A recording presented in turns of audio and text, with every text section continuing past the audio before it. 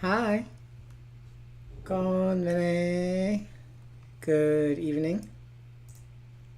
I hit go live and my bowels immediately went into turbo overdrive, so I'm not prepared. Give me a moment here.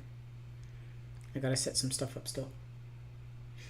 Oh, you're getting an ad in 1 minute. That's cool. Give me a minute.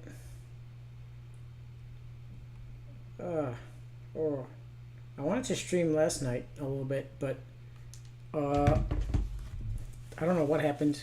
If like my NVIDIA graphics card driver was just too old for OBS when it updated. I started to update all my drivers and restart my computer. And by the time I did all that and fixed it, it was too late. I was eepy. Okay, I'm just gonna let this ad. Actually, you know what? How do I? Can I snooze this? No. Stop it. Can I snooze this ad? I cannot snooze this ad. It's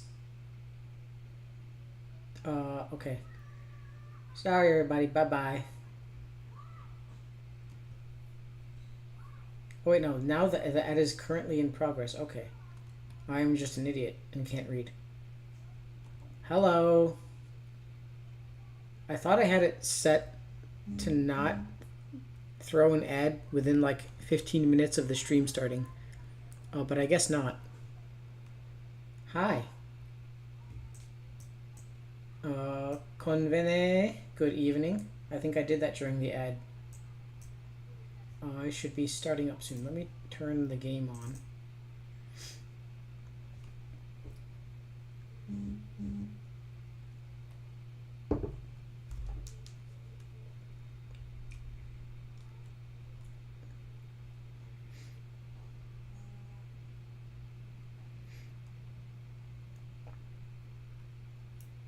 Okay. And now let me set the game cap. No, not the void. There we go. Where's my game capture?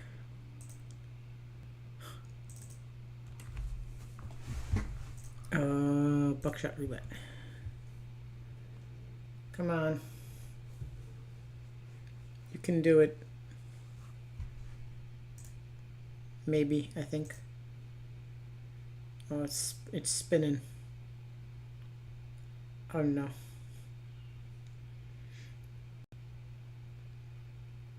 Come on.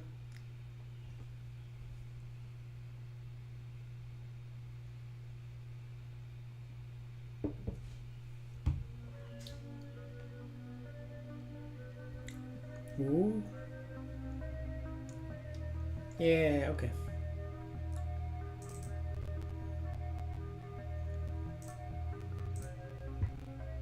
There we go. Okay, it's a little funky. No, wait, hold on. What am I? Oh my god.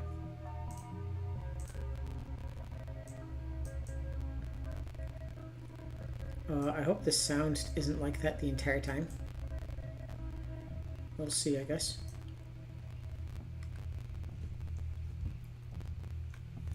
And there's my... I'm gonna move this over here. Hold on. No! Come on, OBS. You don't need to do this to me. Put my chat to the side like a normal program. No. I don't need it giant on the top of my screen. Okay.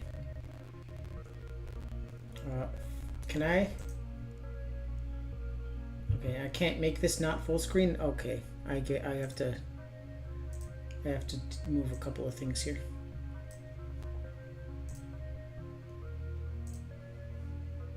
Un momento, por favor. I'm gonna need to keep my chat over here.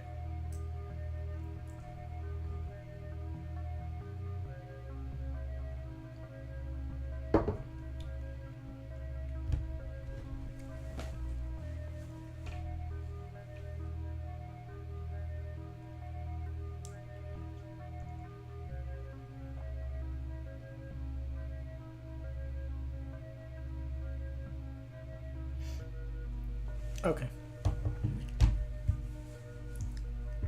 Hi, Zach. Hello. Let us see what the hell's going on here.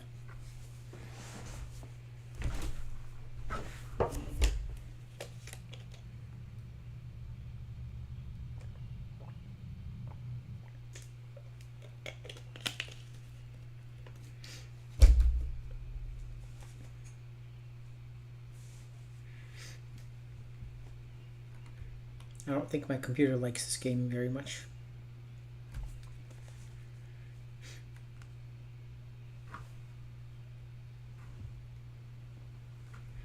Come on. How's your Saturday been? Do anything fun? I had to go pick up a suit for my cousin's wedding. But it still needs some alterations. And it was an extremely awkward encounter. Because, you know, they're asking me, like... So I try on the suit and they're like, do you think it needs any alterations? And I'm like, I don't know. I do not wear suits of my own volition. What did that say? Afraid. Cool. Oh. Hi.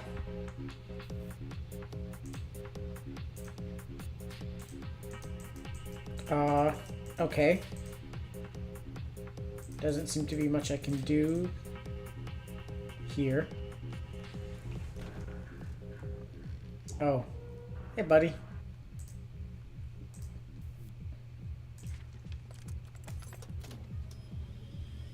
Okay,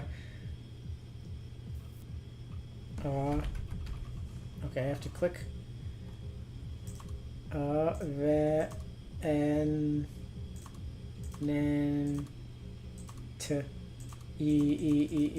Okay. I just go with Ven. Yeah.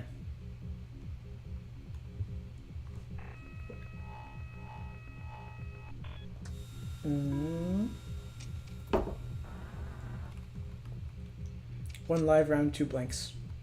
Gotcha.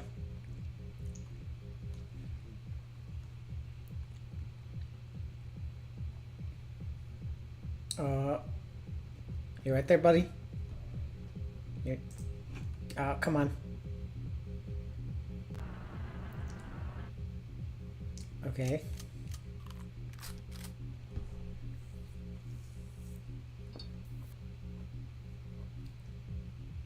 Skips the dealer's turn.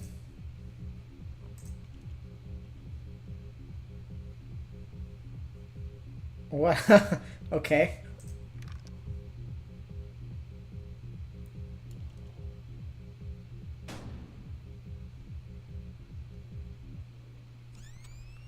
Ow.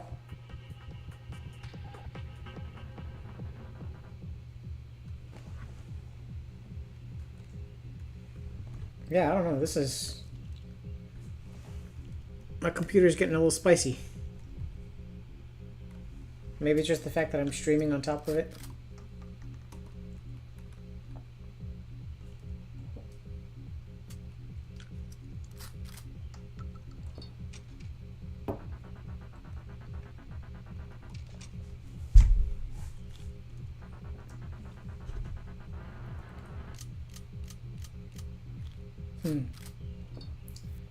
Three live, 2 blank.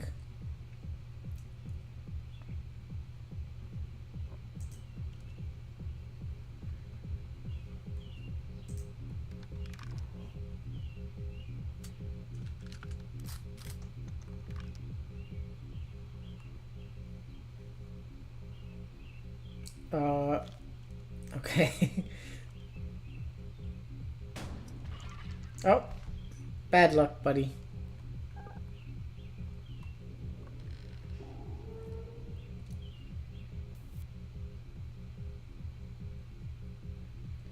Okay. So now there are 2 live and 1 blank.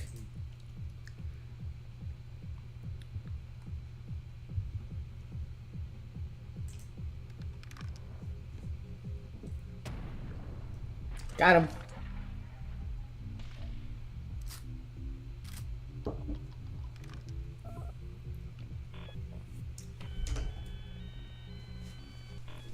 Yippee!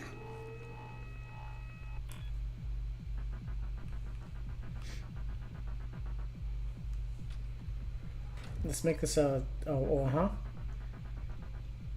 2 items each. More items before every load.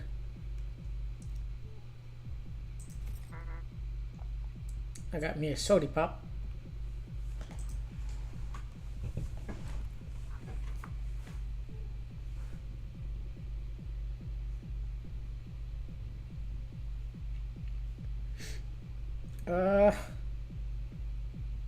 Come on! Yeah, my computer really doesn't like this thing. Maybe it's all these effects to make it all deep fried.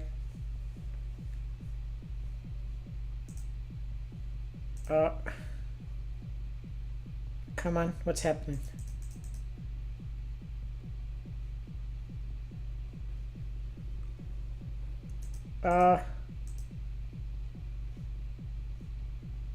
I can't tell if it's frozen or... Because, like, the finger will show up for just a second and then go away. There we go.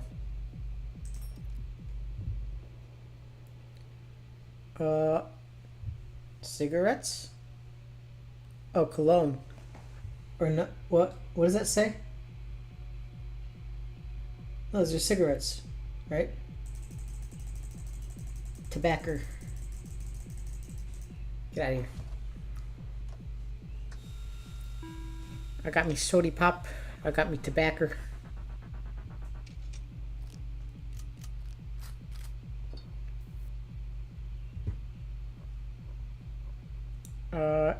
Regain 1 charge. Okay.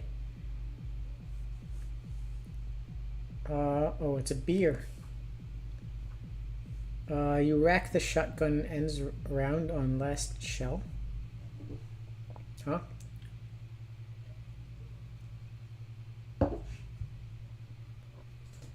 Well,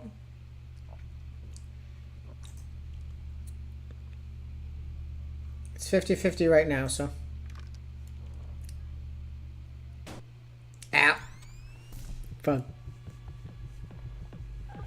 What does Rex the gun mean?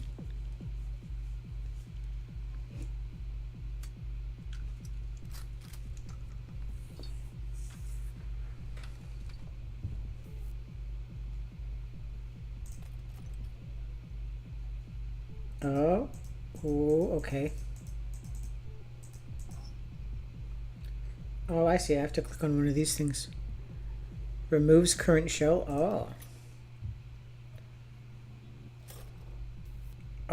What? Okay, huh?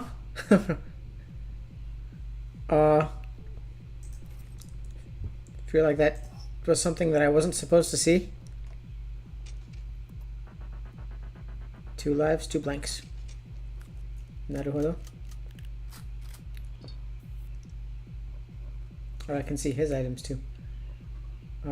Dealer skips the next turn.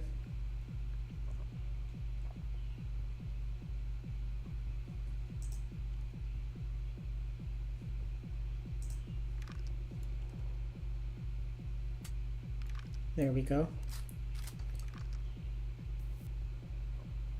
So now it's 2 lives, 1 blank.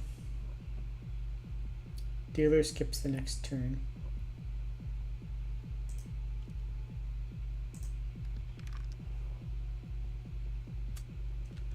Uh-oh. That's not good.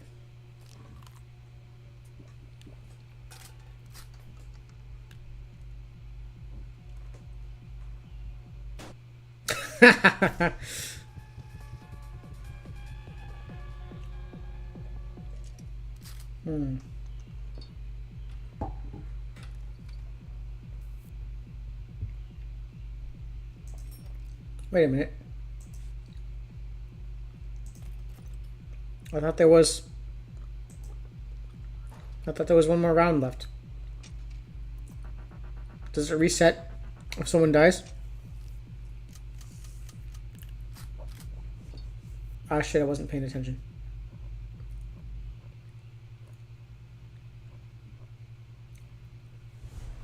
Deals 2 damage. Regain 1 charge. Okay. Yeah.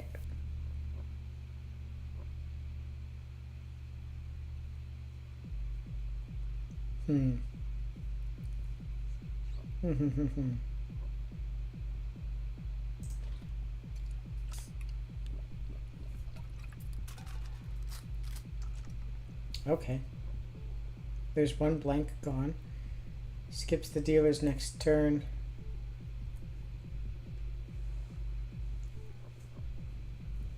I wasn't paying a whole lot of attention. I don't know how many blanks are left.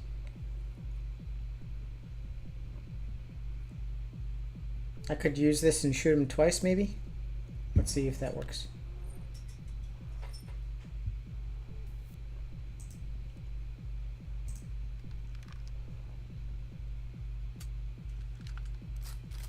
Okay.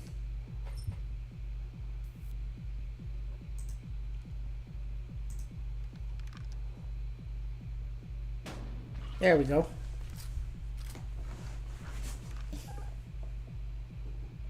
All right, we're back on even ground here. What does that do? Oh. Yeah, sure. Uh-oh.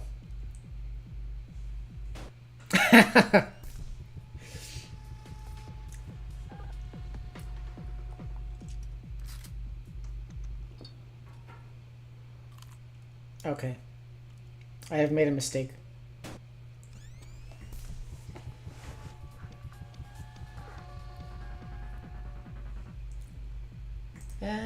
I'll be fine. I'll be fine. Don't worry about it. It's all good.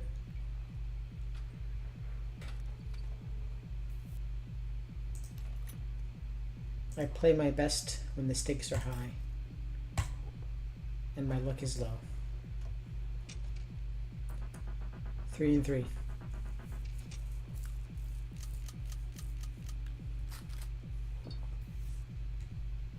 Okay, well, first off,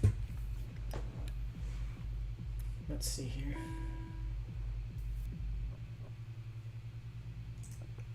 Check the current round. Okay. Okay.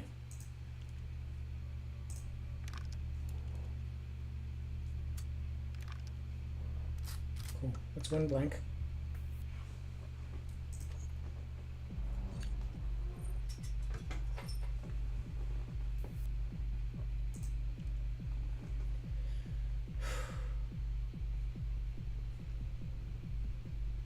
Actually, I should have waited to do that, but now that I have done it, let me go ahead and...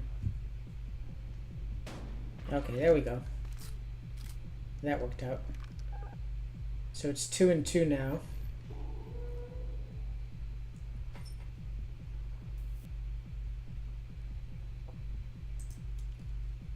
Okay. It's about a 50-50 chance here. I'll take it. Ow.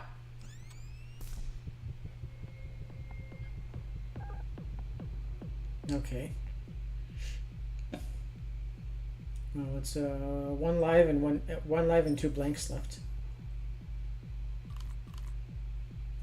Oh, he's gonna do a bunch of that. Okay, cool.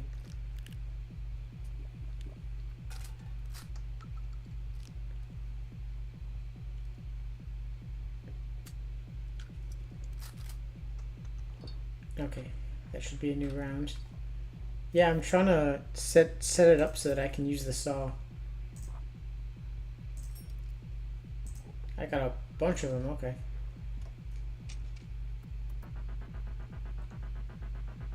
Five live, 2 blank. Okay, well I just need to hit with 1 of these. Let me go ahead and use this. Okay, it's a blank.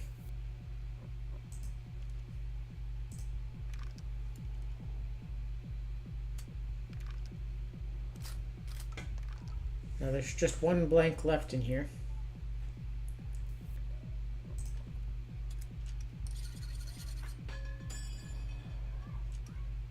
So my odds are pretty good. Ah, fuck. Oh, god damn it.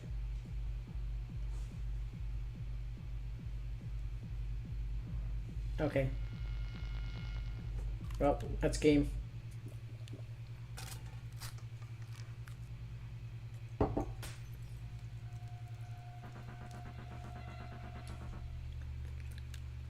Yeah, I bet it is interesting. Bye.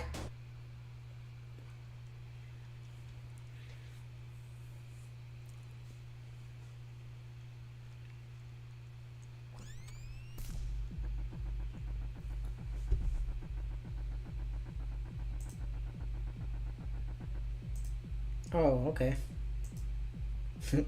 I'm just stuck here until I win.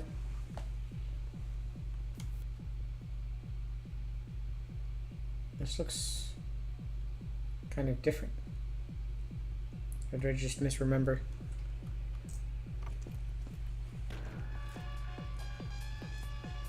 Alright. I'll get you this time, bozo. I'm the sheriff of this here demon realm.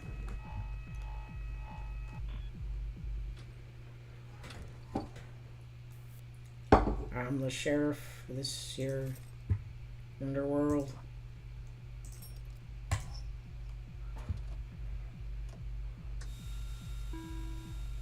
Okay.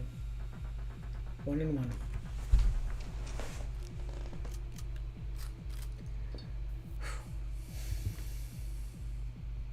Now I'll just go ahead and use it. Blank.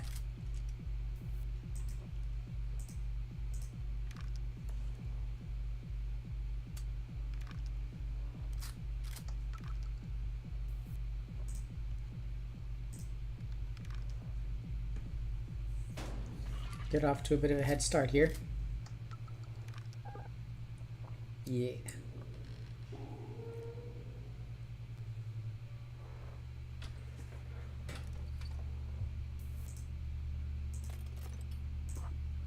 Nice. Nice. Okay, 2 and 2.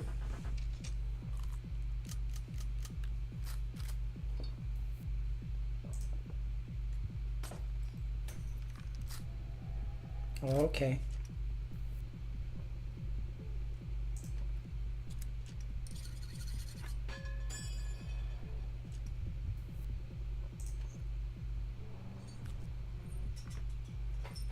We got him this time.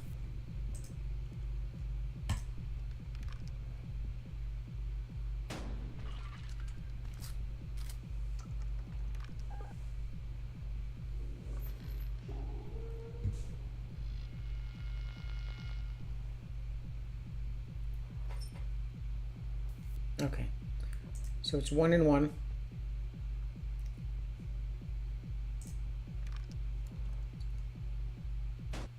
Okay, it was either that or if I shot him with a blank, he'd shoot me anyway.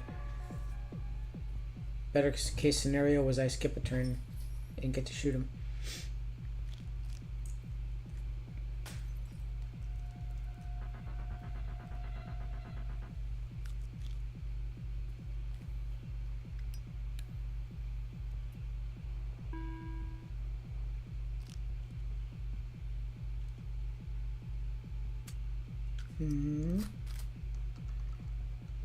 Naruhodo.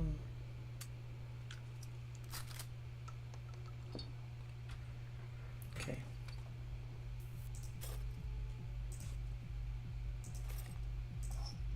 Okay. 3 and 2. Cool thing about this game is the AI doesn't cheat. Ah. I mean, I would kind of assume that with a game that doesn't have like a difficulty level. It was 3 and 2, right?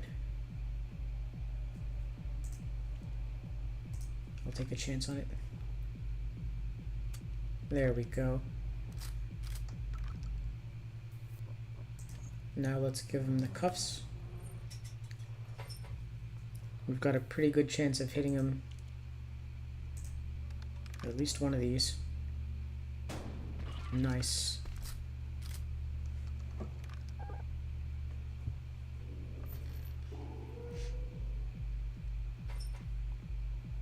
Okay, odds are still in my favor that I'll get a hit on him, so let's see.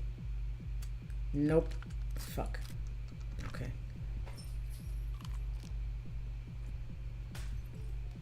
It is kind of stupid, though. Like, it doesn't... Well, I guess I don't really know. Well, it doesn't seem to know that if I use all the blanks, it has a live round. Like, it just... If I use up all the blanks, it just uses the magnifying glass anyway. Which is interesting. Oh, there's still... fuck, There was just a blank left, right? Oh, fuck. God damn it. Okay. Whoops. I made a slight miscalculation. Ooh, okay. 3 and 3. Okay.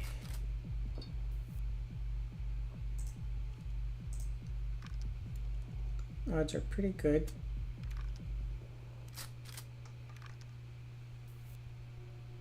So that leaves me with 3 and 2.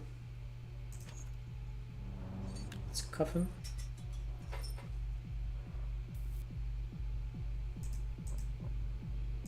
And I'll take one shot first. There we go.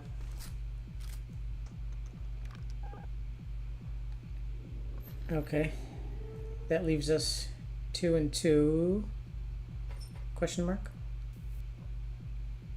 I don't need the saw. I can take a shot. If I get hit, he has a magnifying glass. If I get hit, that leaves it 1 live and 2 blanks. He has a magnifying glass. He could end me with that. Okay. Well, I'll take my chances trying to shoot him. No. Okay.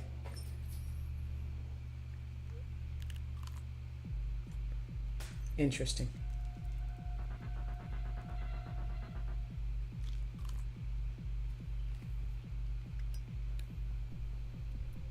Yeah, that's why I wanted to try and hit him.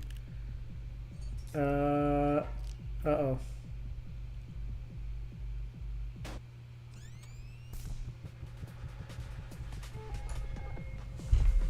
This might be the end of this round.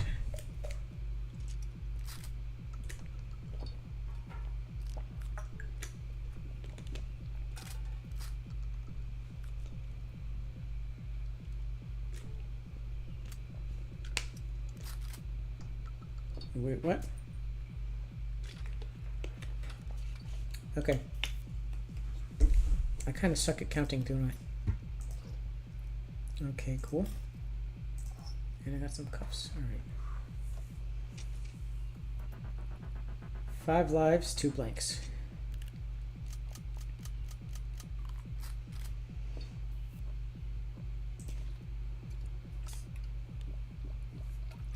Go ahead and rack it once. Nice.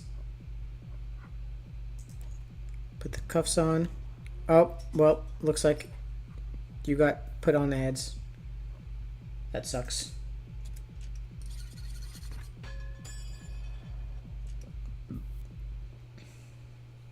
I wish I could cancel an ad break. I might just wait for this ad to finish.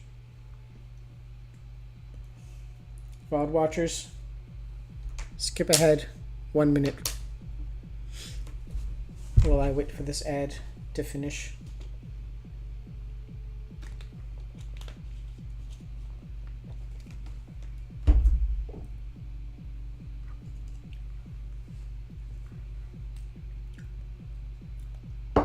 I'm out of milkshake.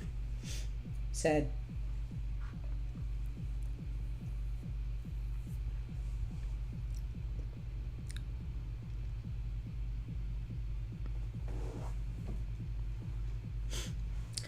You know,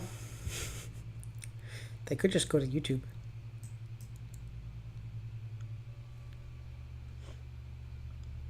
All right, 15 seconds.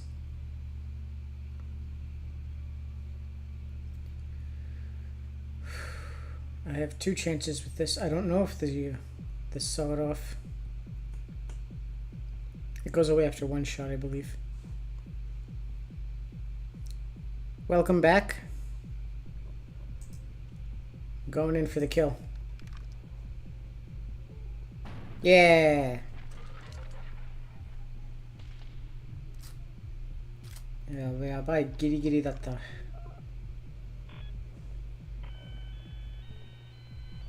Whee.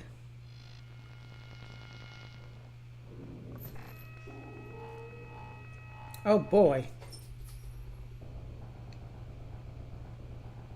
At long last, we arrive at the final round. No more defibrillators. No more blood transfusions. Now, me and you, we are dancing on the... Okay, cool. On the what? Oh. Oh.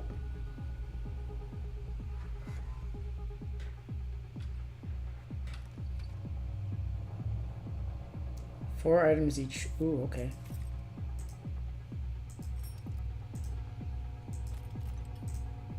Got some ciggies. And a beer. Deathmatch. Oh. Why do those look funny? You know the drill. 2 blanks, 1 live.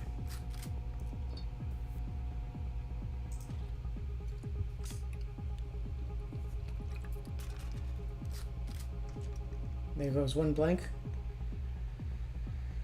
Okay, well.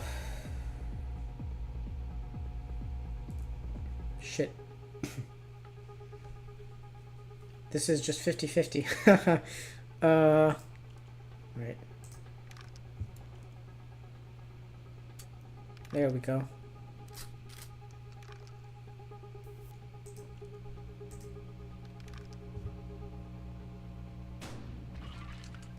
Off to a good start here. You think he'll let me go take a piss break? It doesn't look like he'll let me.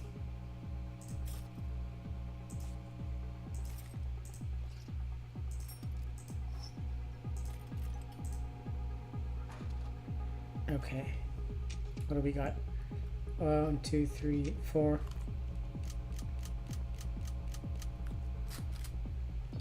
So it's 4 and 4, right?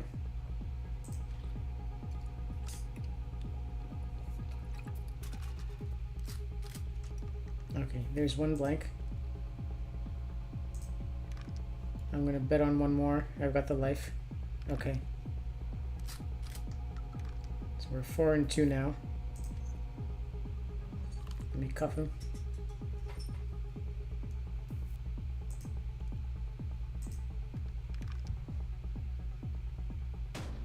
There's 1.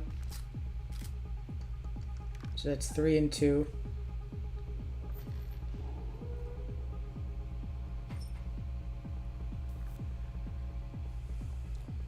50-50 chance the toilet is a landmine.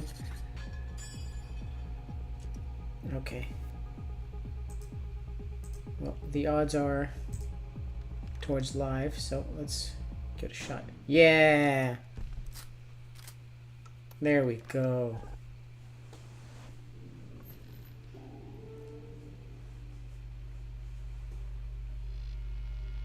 I think there are 2 lives left and 1 blank, from what I remember.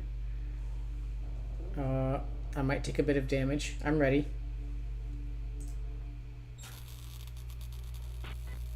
Oh. Huh?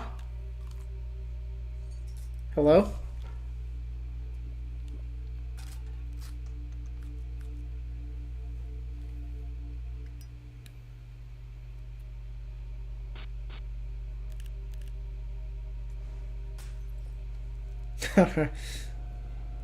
Very interesting indeed, yes. Oh god.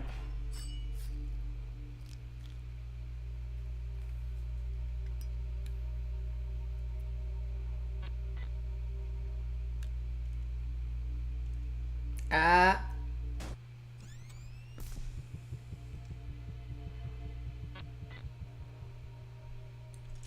That hurted. Okay, well, at least he's gonna use up all his items. Oh god.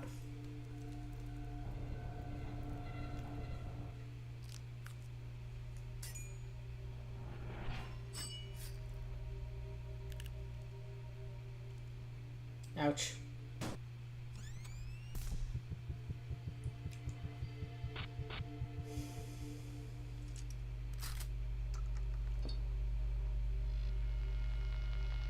He can't revive?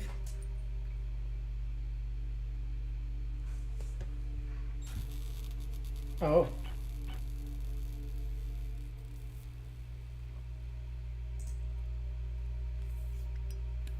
Okay, I don't know if this actually does anything. Well, the camera's like that. Wait, there are rounds left?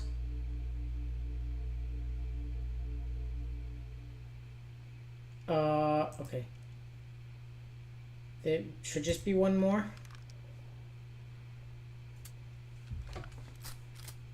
I don't want to risk it. I'm pretty sure that's the end of the round. Okay, there we go. Some more ciggies.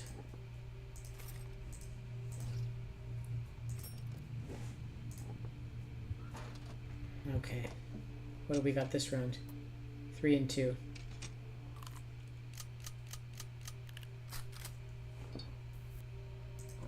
Let me just go up and use some more of these. 3 and 2. Let me go ahead and use this. Ah, fuck. That's 2 and 2. Okay, let's try it. Ow. Ouchies. Oh.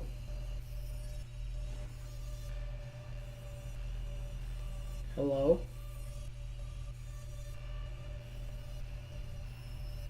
What a pretty looking area. I'm sure there's nothing dangerous buried in the ground here. I should go dig.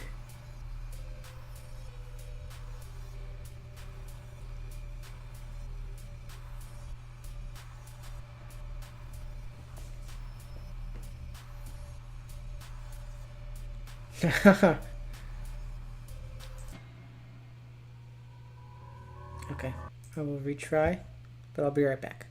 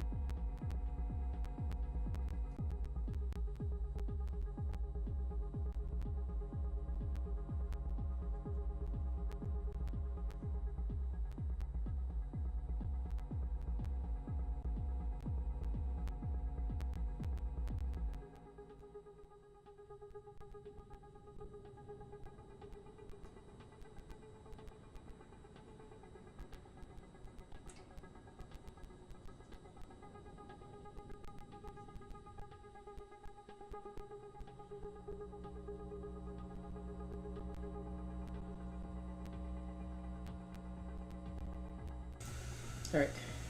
I'm back.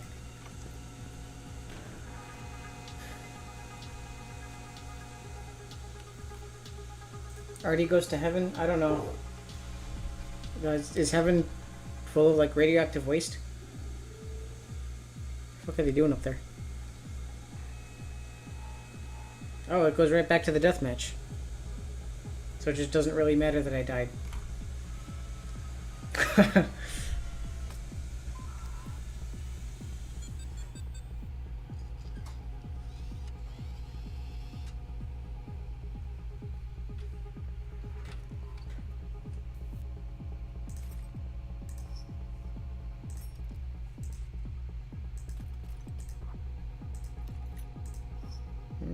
Okay.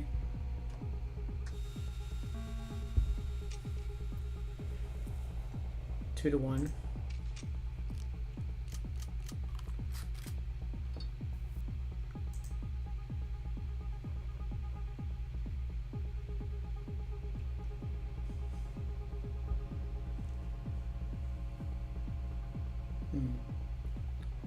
I'll take my chances with the first one. Ow. Okay, well. You can't really do anything to me now.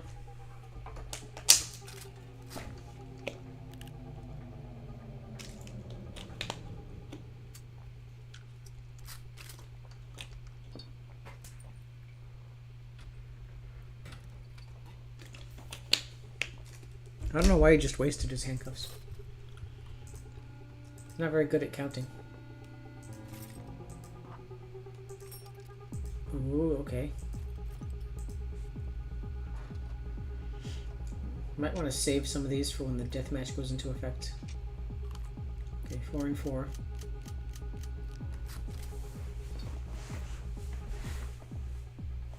Alright, what have I got here? I'll go ahead and use these up.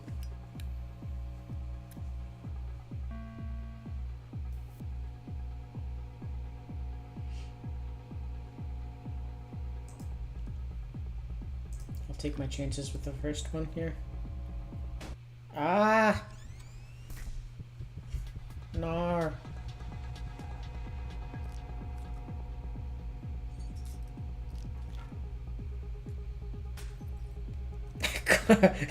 Cuffs you, shoots self.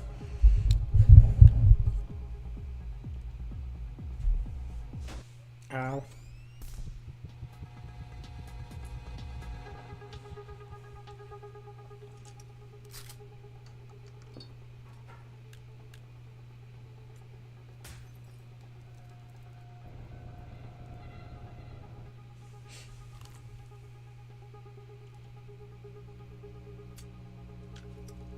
It's 2 lives and 1 blank. 2 lives and 2 blanks. There's 2 and 2 left. 2 lives and 3 blanks. So there should be 2 lives and 1 blank left.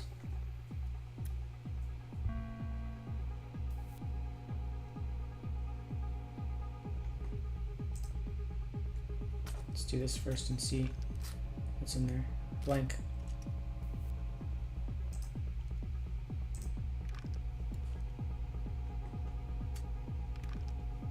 Okay.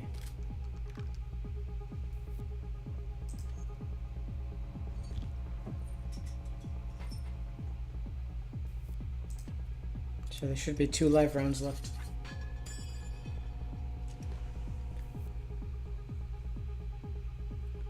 I don't think I've seen him accidentally... Right. I don't think he shot himself once.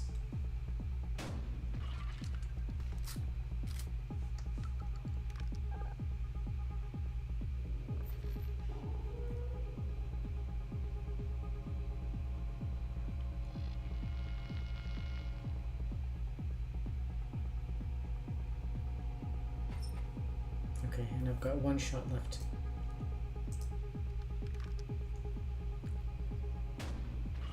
Get out of here.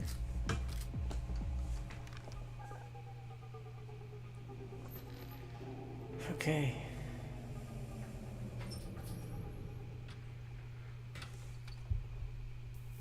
Now let's see. Good. Good. Very nice. 3 and 2.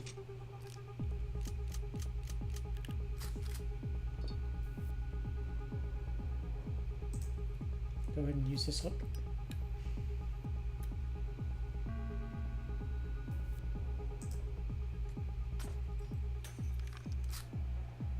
Blank.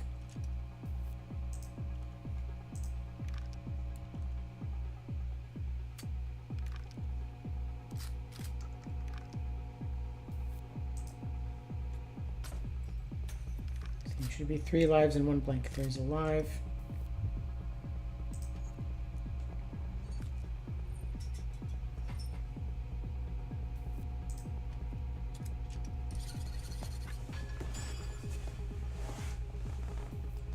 Don't let this angry Muppet get the best of you. You fucking Muppet. There we go.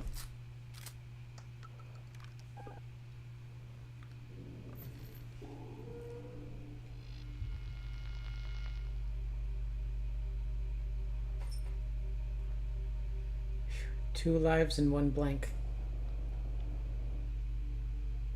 Yeah.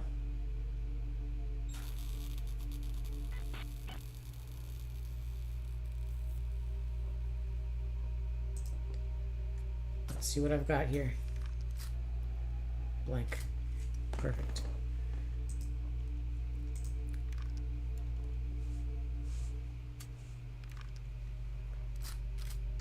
All right, buddy. 1 left for each of us. Hope you were counting.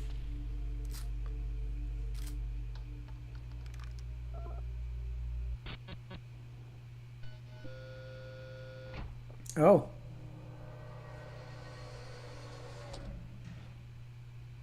Okay. Thank you. There goes 1. There goes 2. Yeehaw!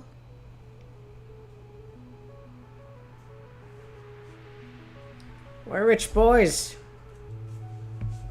I'm gonna buy me an automobile.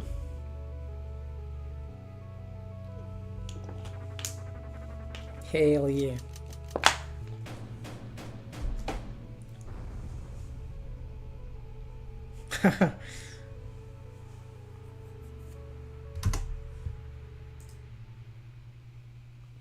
Okay. That was fun. That was the itch version. I don't know if how different the Steam version might be.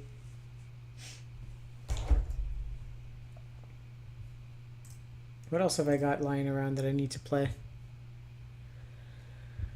What do I do? I could boot up Oblivion. I don't know what the hell this is. I have Growing My Grandpa. I don't know what that is.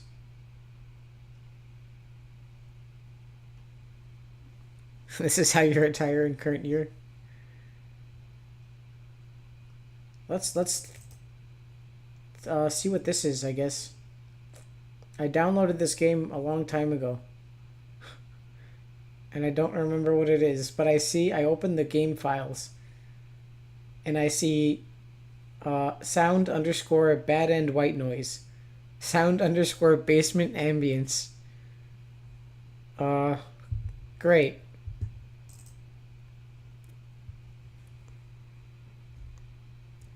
Steam just has a few new items for endless mode. Oh.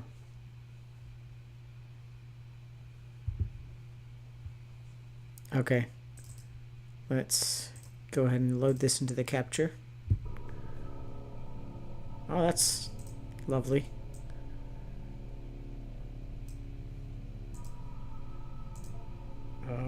Effect to disable or change shader intensity. Display resolutions. Change. Okay. Sure. Design, blah, blah, blah.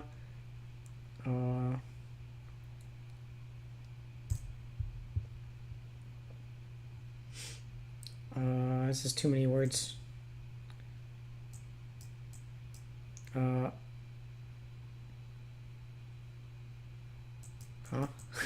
Second cursor mode image featuring a hand extending all fingers. Concerns interacting with objects in the world, mainly picking up and moving them. Can you please pick up the piece of trash and right mouse button will change the cursors. Oh. Maybe I do need to read. That's it. Pick things up, place things, grab things, or give things. Okie dokie. Digits 1, 2, and 3 are in a keyboard's number row.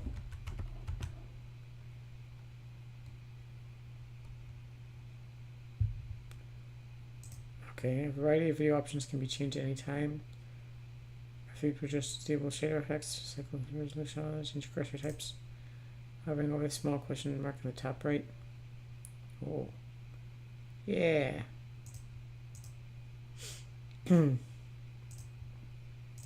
Okay. Week 1. I've always wanted a granddaddy. I excused Adrian during music class today and spoke with her about the recent string of demerits. It was our first time meeting outside of our quarterly evaluations, and I believe it went well. I can certainly understand Mrs. Richardson's classroom observations concerning Adrian's emotional state. She was, of course, intensely shy when we first met. As I understand it, she is similarly withdrawn in her classroom activities and only speaks or acts or when she absolutely must. Some things she simply will not do. Instead of participating in mandatory group activities, she will sit alone and accept that she will receive a demerit. Before the meeting, I read Mrs. Richardson's parent-teacher report, which allowed me to estimate some about Adrian's home life. The parents are well educated and come from a prestigious background, but they lack time to properly nurture Adrian. She is often alone, and when she is not, the parents seem to not understand the importance of warmth and affirmation when dealing with someone so young. Having two parents of this reserved and icy temperament exacts an inhibition in a child. The child's imagination is subdued, but only ostensibly, for it eventually finds its way into regular life. I surmised that I would be able to reach out to Adrian by way of make-believe. Oh, hello. How are you liking your new house? You've told me you used to live close by, but it can still be a big adjustment. A new room, a new school.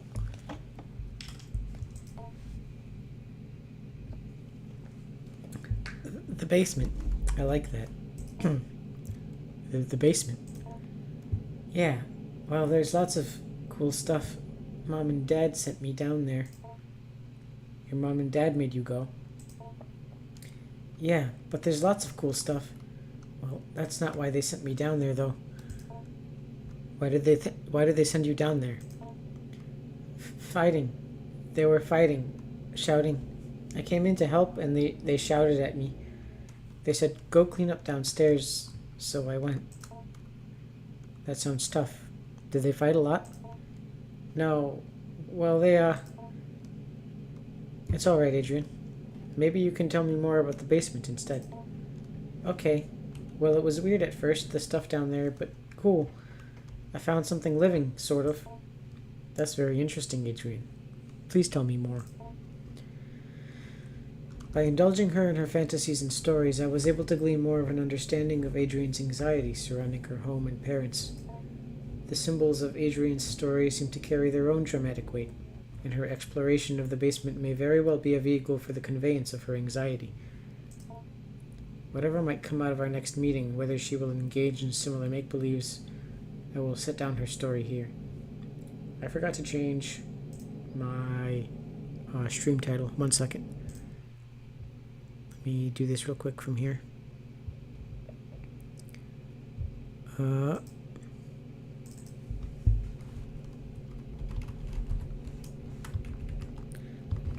What do we call this stream? Is the game even listed on Steam? Hold on. Growing my Grandpa. It is listed. Cool. I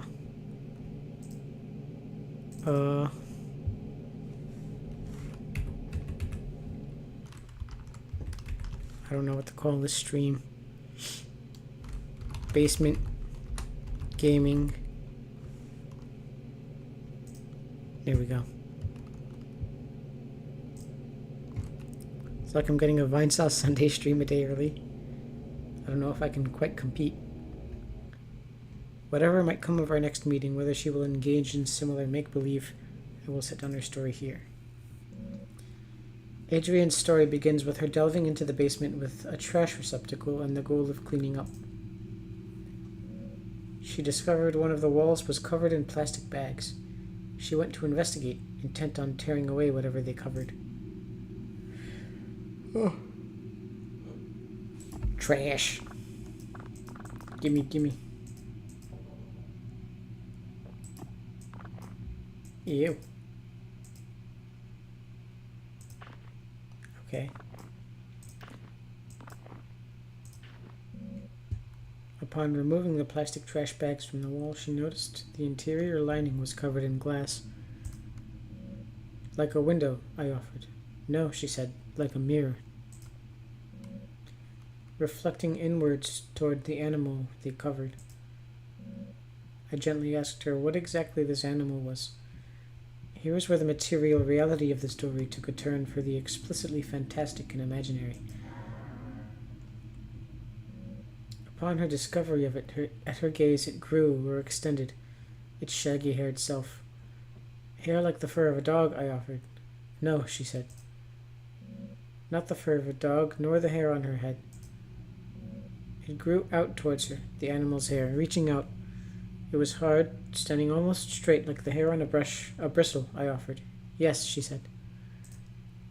She was very afraid at first, but then very curious. I asked her what else was in the room. More things hidden away, she said. Things of Grandpa's as well. First, she found a hidden passage under the stairs. Inside were strange dolls, magic objects, naked, faceless figures. I heard these cryptic utterances and merely nodded.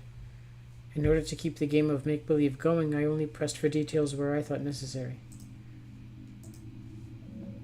The faceless dolls could be a simple metaphor for the anonymity she feels in her own home. The hidden passage, I am unsure of what to make of that. The revealing of the concealed seems to be thematic in her fantasy. The door under the stairs is but one example.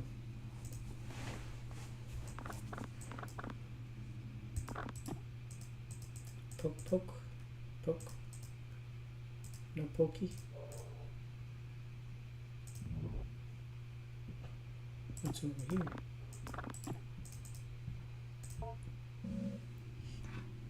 The darkness of the shadowy corner unnerves you. Okay.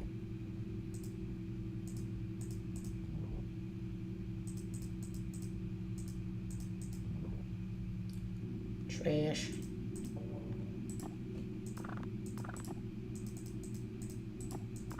Doesn't seem to be anything I can pick up here. What is that? Asbestos. Yummy. Mama's gonna love this. Once she removed the panel and found the magical hidden passage, she was very specific about what she took. She found a magic book, a magic doll, a photo of her late grandpa, and magic glue.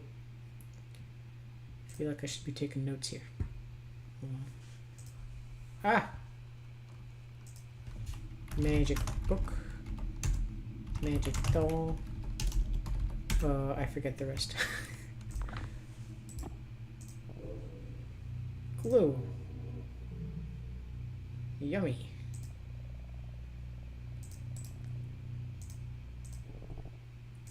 It was Grandpa's favorite. A slouching doll. Its material is rough and coarse. Nothing else in here?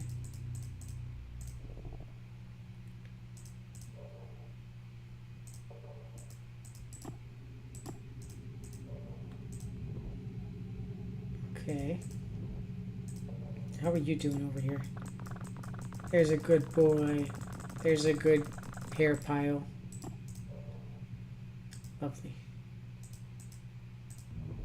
I don't know how to look at my inventory.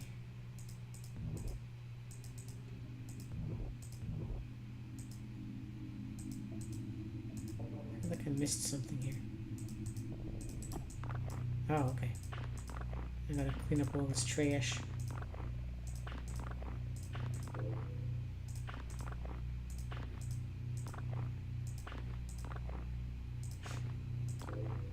All purposes, including lunch.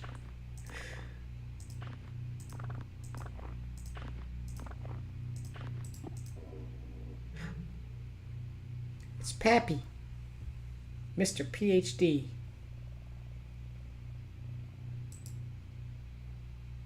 On the reverse side of the photograph there is more text. Good luck on your trip to the Urals. Stay warm.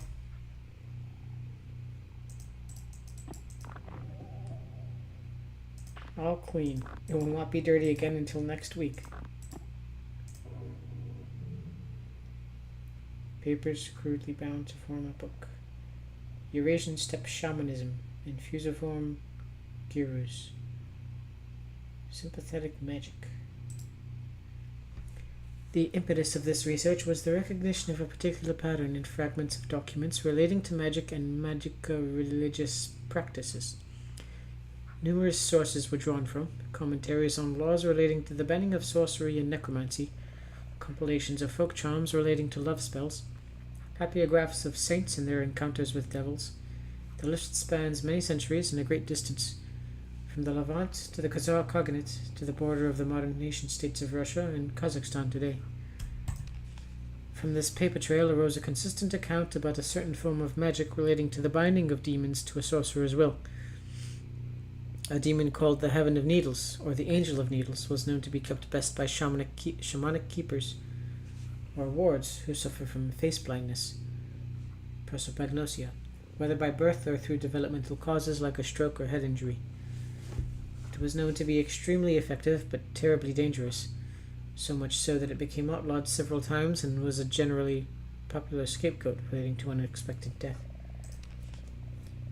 This nexus of magico-religious meaning-making, sorcery regarding human-related desires, and the history and science of neurological disorders related to the fusiform gurus. Gurus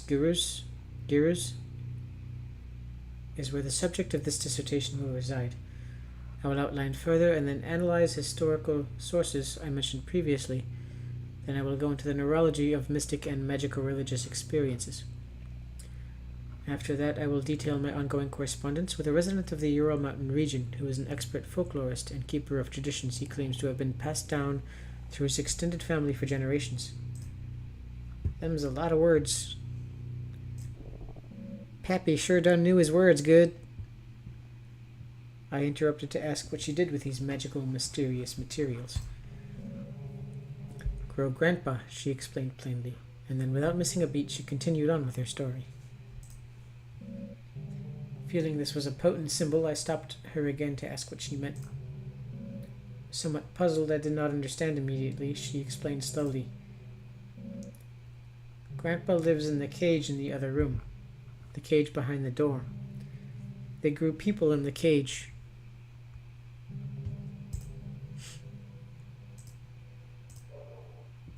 Okay.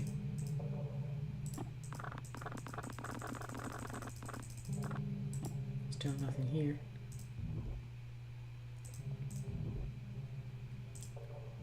Oh. A hastily written note. I have repeatedly called your homes to no avail, and so I am forced to leave this here for you all.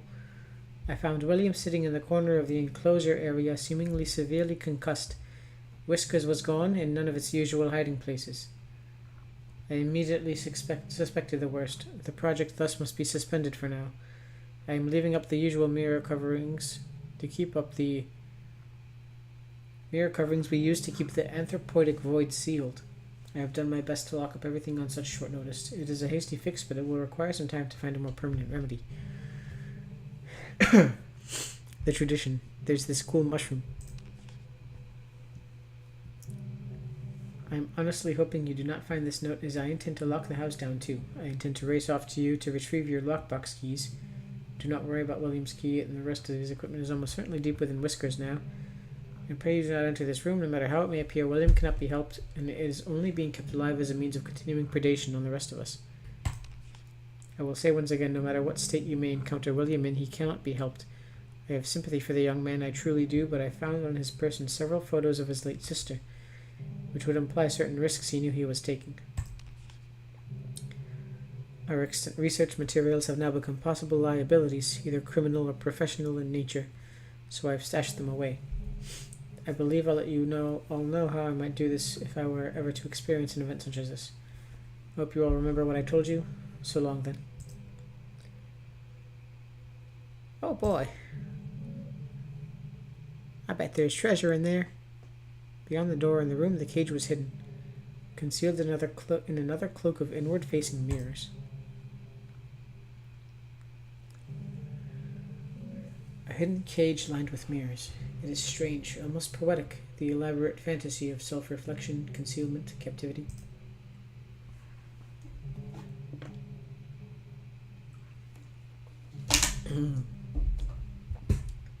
Doing a lot of talking.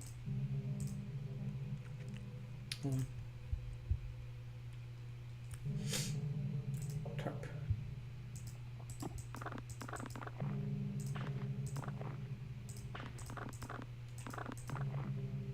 It's a little bit hard to see here sometimes.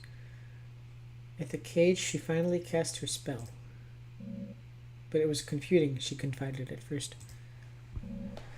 She took the magic doll, the magic glue, and the photo of her grandpa, and she combined them, and she wished very hard. I can only assume in this fantasy that next her wish would come true. In what child's story would it not?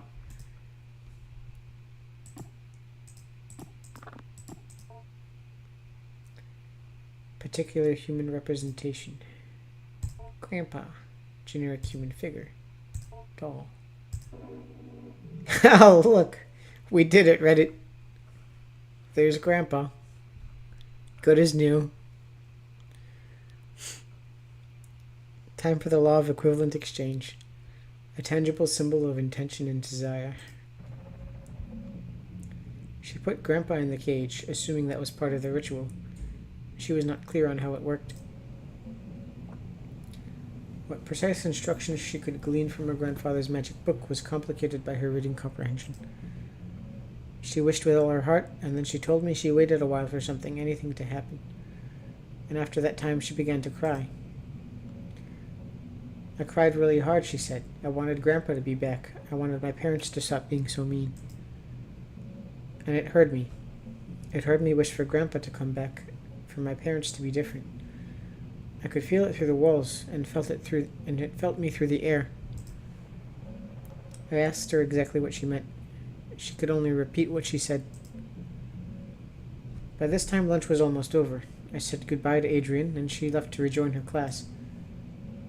I was left to consider our conversation. I believe the storytelling strategy I have employed was not unfruitful, but I must probe deeper if I can. Although I can be sure of nothing I interpret, the impressions I get may begin to help me to get an idea of the right questions to ask. Knowledge you acquired this week has given you access to certain topics or keywords you can discuss with Grandpa. Oh. Gain the conversation topic. Wish. Consider discussing this with Grandpa emerges. Shell.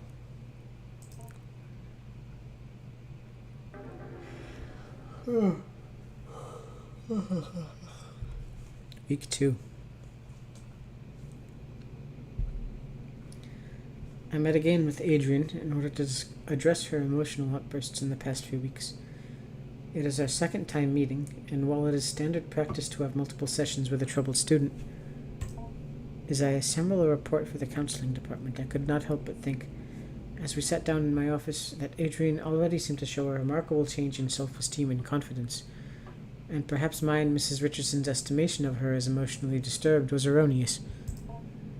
The paralyzing shyness and withdrawn attitude of Adrian possessed last week was not entirely diminished, but she seemed to hold herself differently this week. However, this only lasted as long as our conversation pertained to initial introductory pleasantries. When I began once again asking about her parents, her feelings regarding her new school and her new home, she quickly lost what new confidence she had gathered up and withdrew again into herself. Foreshadowing. Ooh. So once again I partook in some collaborative make-believe, but this time I was aided by the fact that I had managed to do some research into Adrian's grandfather, and I had some insight into what she might actually be finding in the basement. Now this may be overstepping my bounds some as a school counseling caseworker, but this was all in the service of making Adrian comfortable and happy in this learning environment. In any case, I was able to dig up information regarding the grandfather by inquiring at the university in town. Not that I make a habit of sleuthing, but I had a suspicion that the grandfather was a professor there, or at least some sort of researcher. Due to the fact that the newly constructed laboratory on campus I drive by every day bears his name in memorial. Oh. He was some sort of anthropologist or linguist or neuroscientist. I did not have to dig that deep before the scope of his work became dizzying, and I ran up against the limits of my undergraduate education. But back to the make-believe. What is your grandpa like? Is he a smart man? Not anymore, but I'm teaching him. So he's grown a good deal then. You have been feeding him well? Yeah, he is getting bigger, but he has a lot of room in his cage. He's still behind the bars? Yeah, well, he might be able to climb out eventually. There's this vent in the ceiling. Well, perhaps if he climbs out, I could meet him someday. Yeah, maybe. But he's not ready to leave. He can't take care of himself. I have to feed him, pick up after him. Ah, you store the food in your lunchbox? That's nice of you to share. You can almost talk. You can't speak with him? He doesn't have a mouth, sort of. But how do you feed him? He has a mouth on the inside, on his shell, or the stuff like that is his skin. I'm a little confused. Maybe you can go through a typical day with your grandpa?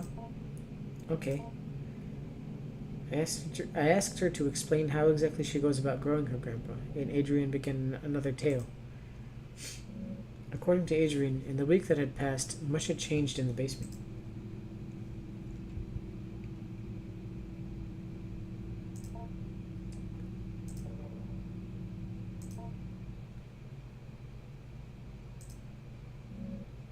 It was scary at first, she said, the way he moved, the way the dull skin covered him. I wanted to interject, but this somehow seemed inappropriate, so I kept listening. When I look at him, she continued, when I think about him, he grows and moves. It's like he's growing for me. So he's growing bigger now, I asked. Yes, she said, bigger every day. Hi there, Pappy. Oh, ugh.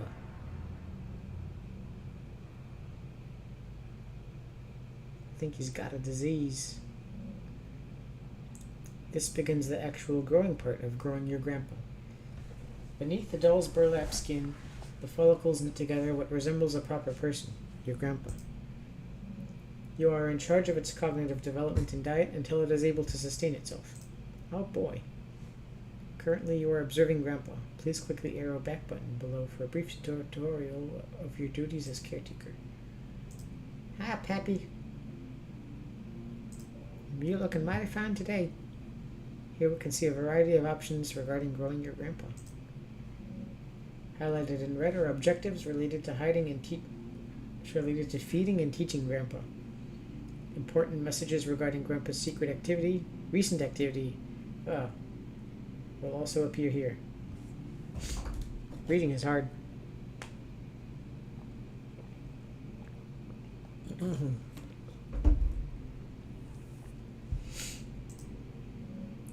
You will need to find it food and learning material before you can move on to the next week.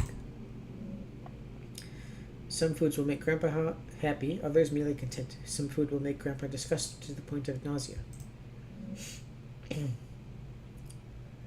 Learning material is also scattered throughout the basement.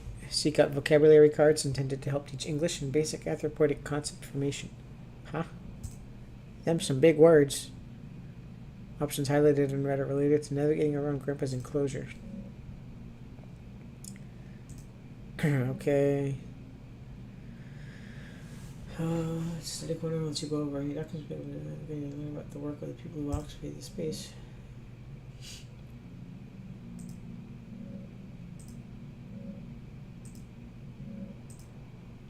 Okie dokie. Take care to explore the basement at your leisure. However, due to the entropic nature of clutter and trash, different weeks may allow you to find things you had not previously discovered. Oh no, he's a Tamagotchi. Okay, I have to feed Grandpa and teach Grandpa. Let's go to the kitchen. Lettuce. Yummy.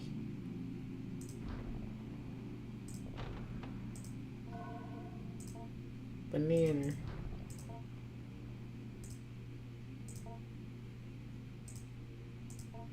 Okay. Well, I don't have any, oh.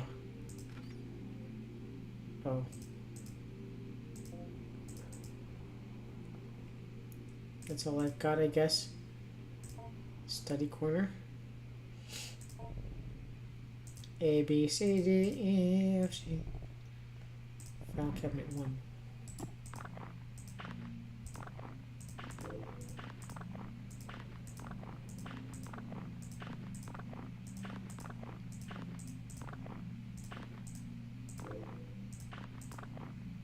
I sure done left a lot of this garbage in here. Yay. What's this? An account of an acquisition. It was set to pass from one family of steppe people to another, but pressed on its ultimate origin, somewhere to the south, coiled in a bowl, covered in incantations, buried upside down by a graveyard. Oh. The keeper, an elderly man in failing health, was ready to expound on and on about the dangers of the organism, but when I asked more pointed questions about the history of its acquisition, I was given curt responses that had a way of circling back to vague warnings. Okay. Cashews. Yummy.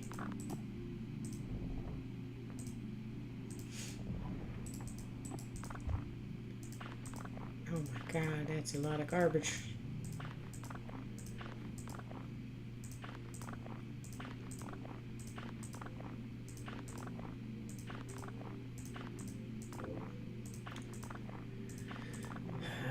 Okay.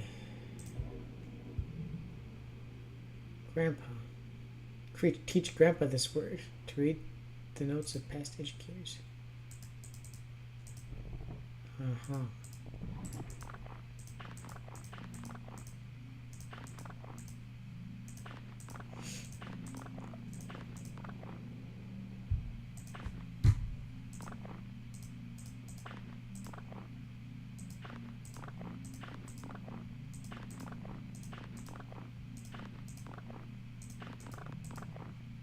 Oh, these are also garbage.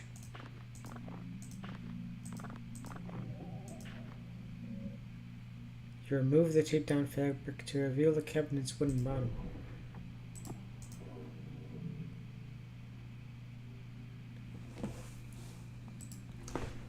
Research participants, please take note. Each growth from a cycle does not require a shell, but you may find the sample will often try and seize on something somewhat flexible it can grow into, along with any desirous yields it may generate, or else it will move from one shell to the next as it outgrows them. In the small amount of time I have spent with it in preparation, I have noticed it tends towards human forms. However, we should keep a tight lid on the anthropoidic seal in order to be cautious before we begin to experiment with exposing it long-term to anthropoid stimuli.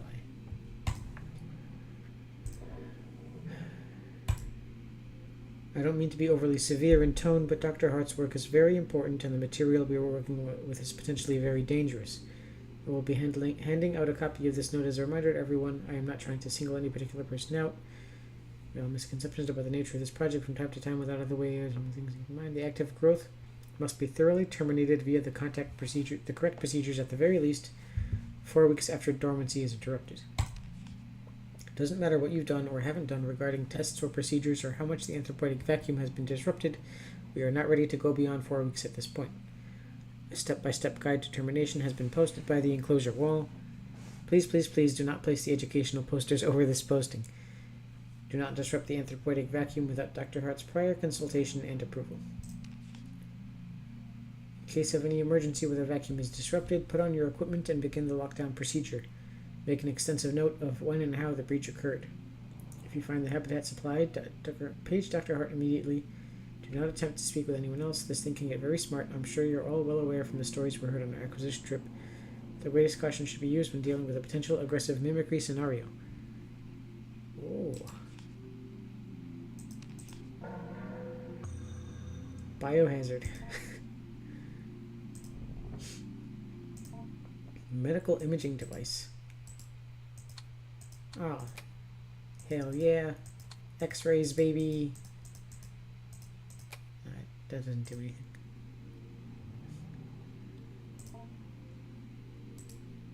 Okay, don't care about any of this. Okay.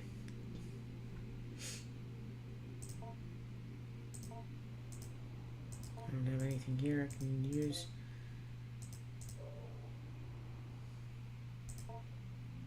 Hello, Grandpa. It's feeding time. Sure. Basics of feeding Grandpa via induction of your unprotected insula. Grandpa has simulated the production of tooth enamel to mimic a human mouth. It will need to be fed through this in order to properly learn and grow. First, you need to select an item from the lunchbox. Click on the lunchbox in the bottom right corner. Count until the lunchbox will be displayed. Select an item from the lunchbox. Doing so will fill your hand. Note that any food can be put back into the lunchbox by clicking on the lunchbox with a full hand. Before Grandpa can be fed, it must judge the food by smell. Hover your hand above Grandpa's olfactory bulbs.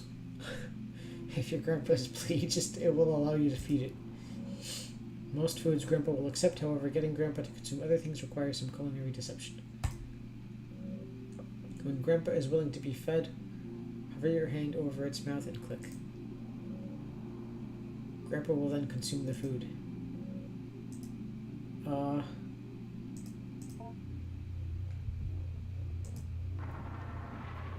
Feeding time!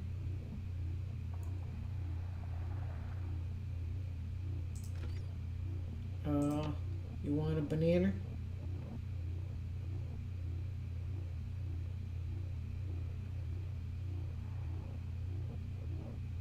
I can't tell where the nostrils are.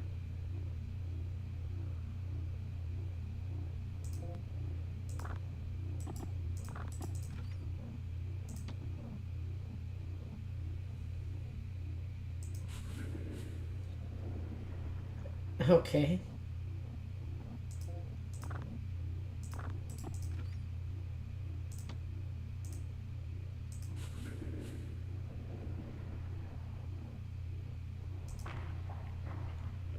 There you go.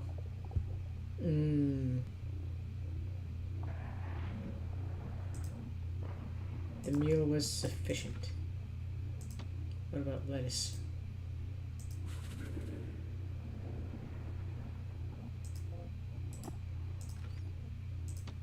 Okay.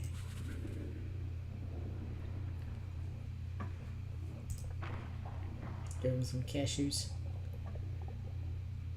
I love it when my olfactory bulbs are stimulated. Me too, buddy. Meal appears to have been sufficient.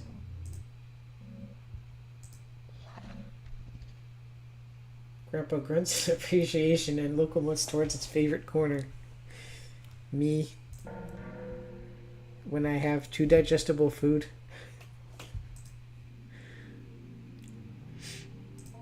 Alright, it's learning time, Gramps.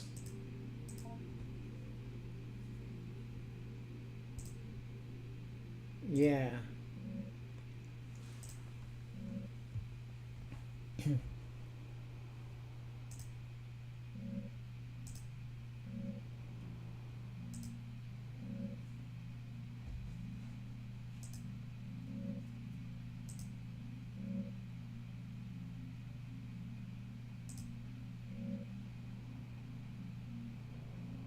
old enough to look above the quick eye, they're kind of to vibrate.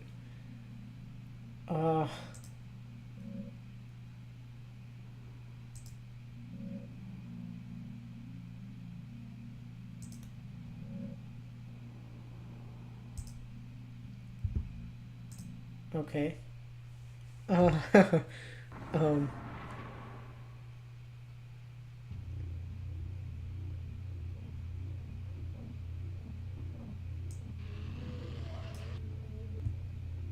What the fuck?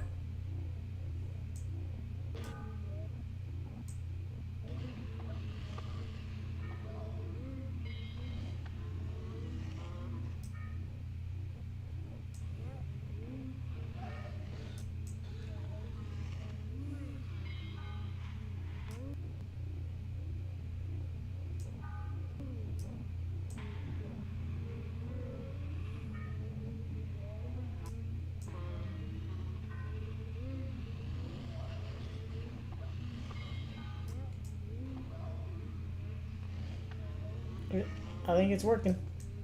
He's learning.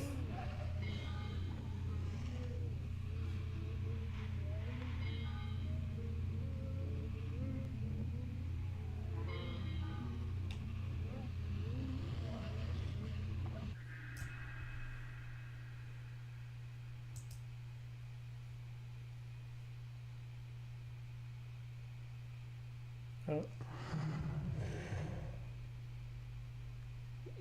Yay.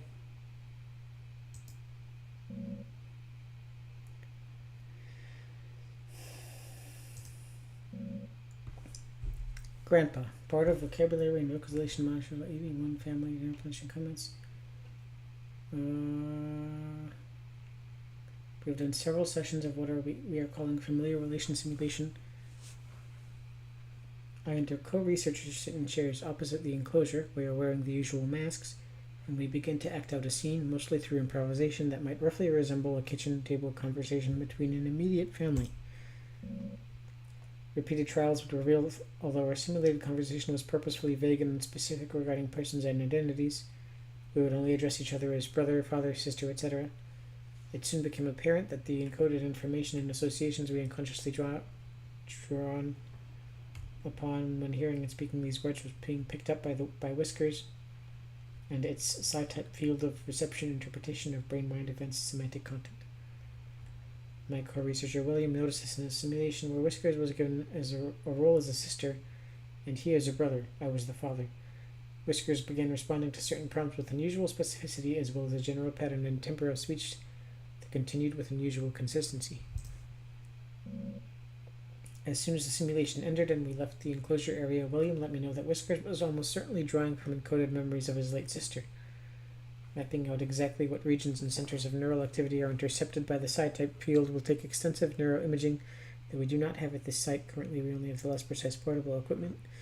However, our experiences so far are eerily in line with folk knowledge and folk explanations regarding the being's access to desires, and we can begin to infer it has access to certain portions of the limbic system and ventral temporal cortex. Wowza. Okay,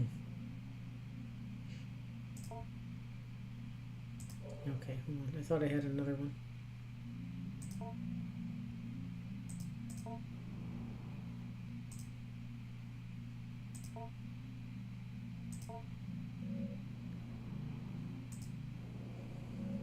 Grandpa seems sort of sluggish and bored. You get the feeling it may be more content and readily cooperative once fed and taught a word or two.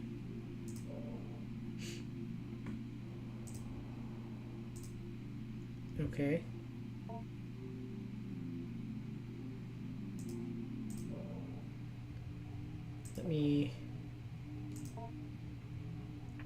The hairy thing that was here before is gone. Bulbous growth. Something appears to be growing from the wall. You take a closer look. Oh! A pulsating sac, the slimy membrane that is its skin appears to contain something, and might be able to be opened with a blade.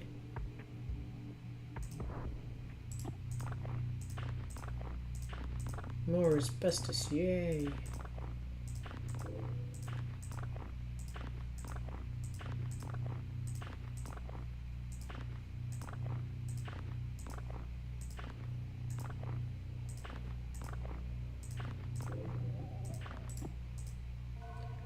Corroded battery.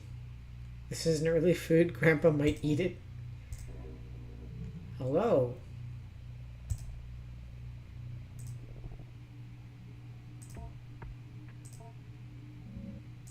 Okay, nothing over here.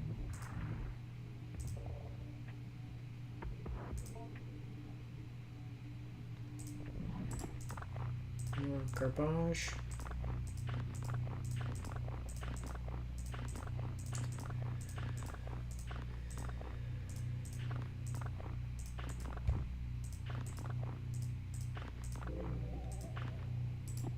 All clean. Blueberries. The mold gives them that extra punch.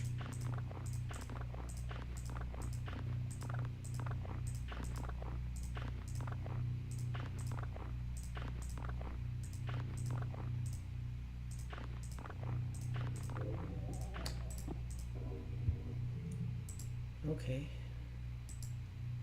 Before we began, he had us all cover our faces completely. An earthenware pot was, and on the inside we stole brief glances at it. We could see the interior was inlaid with mirrors. Gave it small pieces of dough, spoiled food, chicken feed, blah blah blah blah, keeping it content. The keeper gestured towards the small bag where the food composted and told us to be careful not to feed it any meat. I asked if the rotting food was enough to sustain it, how it might get nutrients from any of this. The keeper regarded me seriously and said it did not matter what it was fed. The act of feeding itself was what mattered. The act of feeding flesh is another act, however.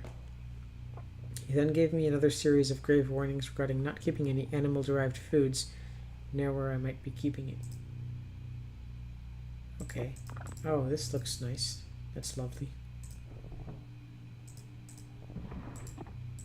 Ooh. It's a safe.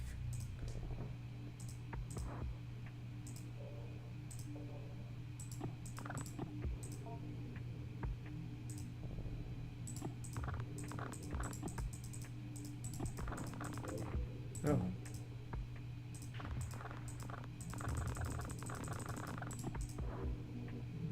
A folder of radiographic images. Okay. We should totally feed Grandpa flesh. What could go wrong?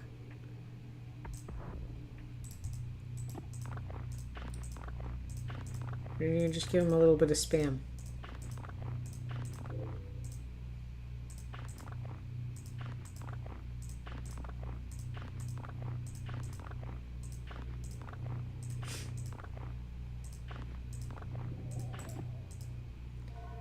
Fiberglass insulation, yummy! Now we're talking.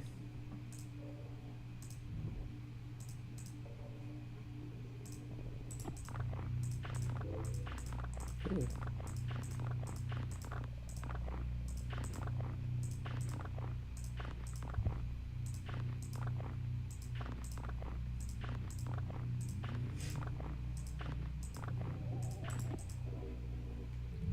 A simple paper doll. Useful in the construction of magic symbols.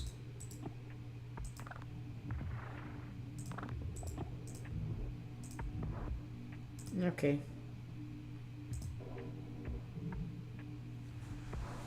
Oh, okay, hold on. Oh, oops. Let me start with the first one here.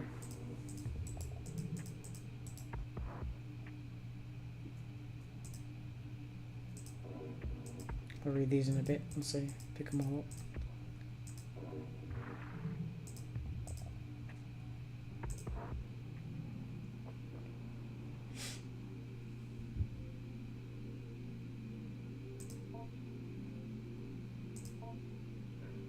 I got a new reward for you, Gramps.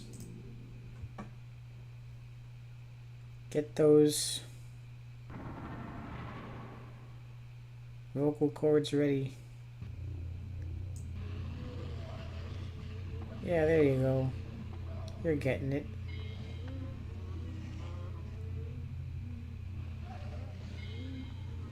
That you almost got it. Yeah, this is an easy one. Here, there you go. A little more. Yeah, now just put a little feeling into it. We should teach him curse words. It would be way too powerful. Unstoppable. Deep within Grandpa, strange membranes phonate confidently.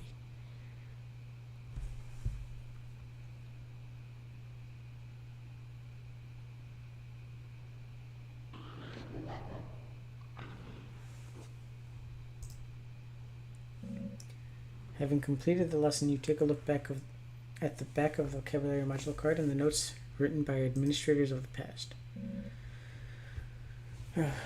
We are already encountering some difficulty as Whisker's subjectivity is so much determined by a diverse and dynamic array of influences. It attempts to mimic the thoughts and desires it passively intercepts, and these imitations go on to structure the basis of its identity. Only later in Whisker's growth cycle does it begin to form an identity or identities that are coherent and capable of resembling a sane, rational human being when engaged in conversation. One must imagine how hard it would be to converse with someone who is not yet oriented in one particular way towards who or how they are, because they might have 20 different honest answers to those questions, all of them mixed and muddled together. Because of this, we have started with the basics of conversation, greetings, partings, identifying one another, forming questions, etc., etc. It is fortunate Whisker's current growth, number 19, I believe, has developed a mostly accurate human mouth simulation. Hello was a bit of a challenge in the previous growth, as it had failed to develop an adequate organ to act as a human tongue. Okay. Does Grandpa want to talk to me now? Grandpa accedes to your request. It approaches the bagars and begins to unknit its skin. Oh. The inner Grandpa, though still not fully formed, is revealed. It may be fruitful to speak with it if it can respond.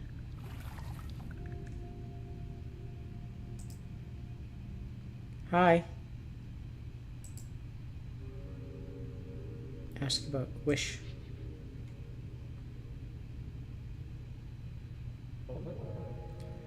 With a great deal of effort, Grandpa gurgles fragmented thoughts through its ill-formed lips. Mother, father, new lives out of the air. The dark spiny filaments that make up the majority of Grandpa's body begin to oscillate rapidly. The air behind your eyes, I can taste it.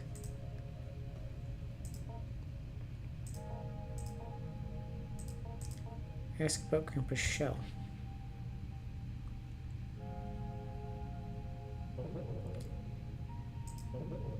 Skin my body. All human skin around me. Give more. Grow more to fit.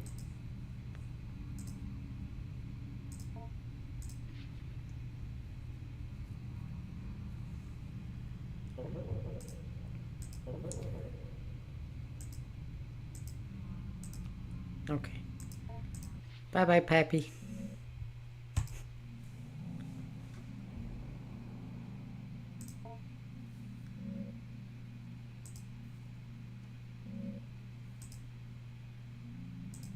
Okay, cool.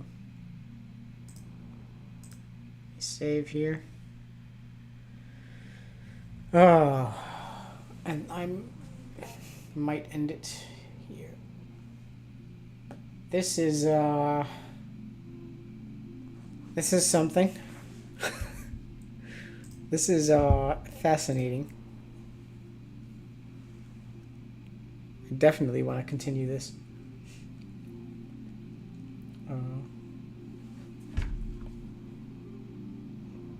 I don't really have words for this experience.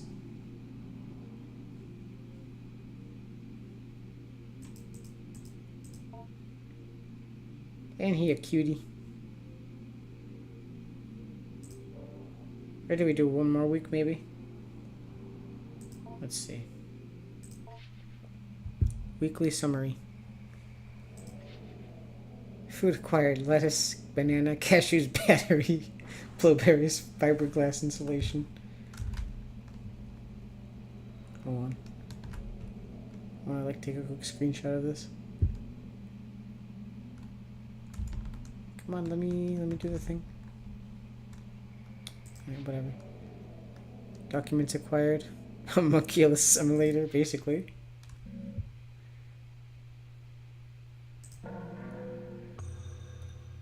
Oops. Language. He's having a hard time with that one as it is.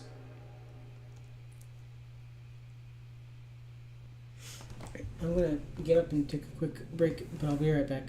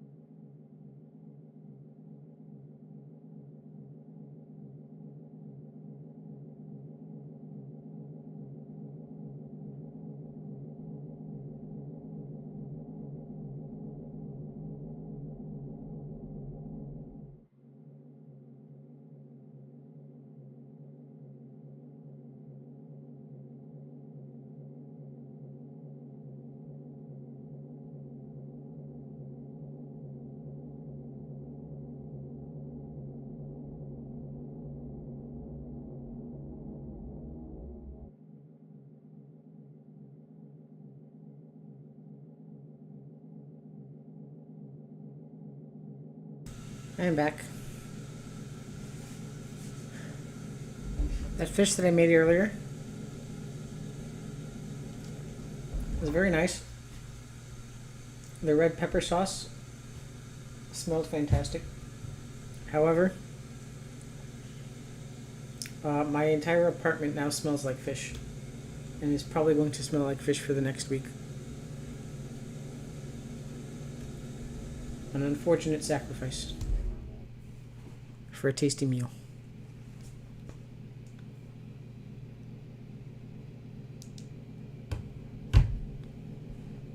Hey, Biddy.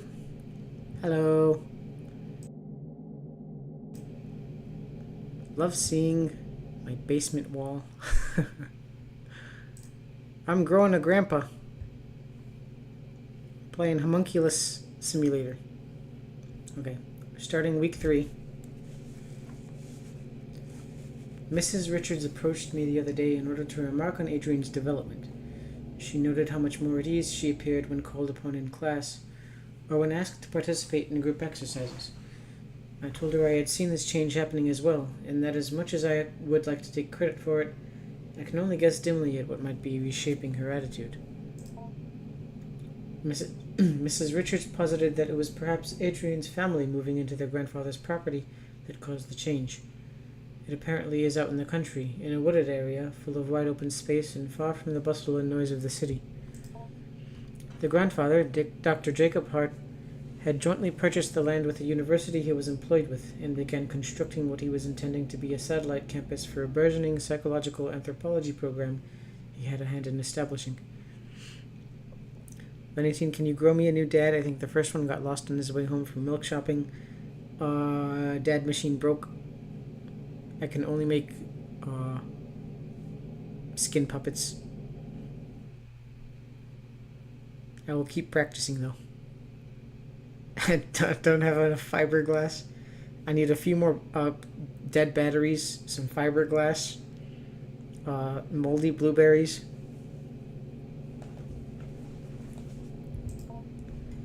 Only one building ever ended up being constructed after Dr. Hart died in a car accident when driving back from the property one day. Eerily, at almost the exact same time, a grad student who was assisting Dr. Hart on some sort of project at the property vanished without a trace. Ooh.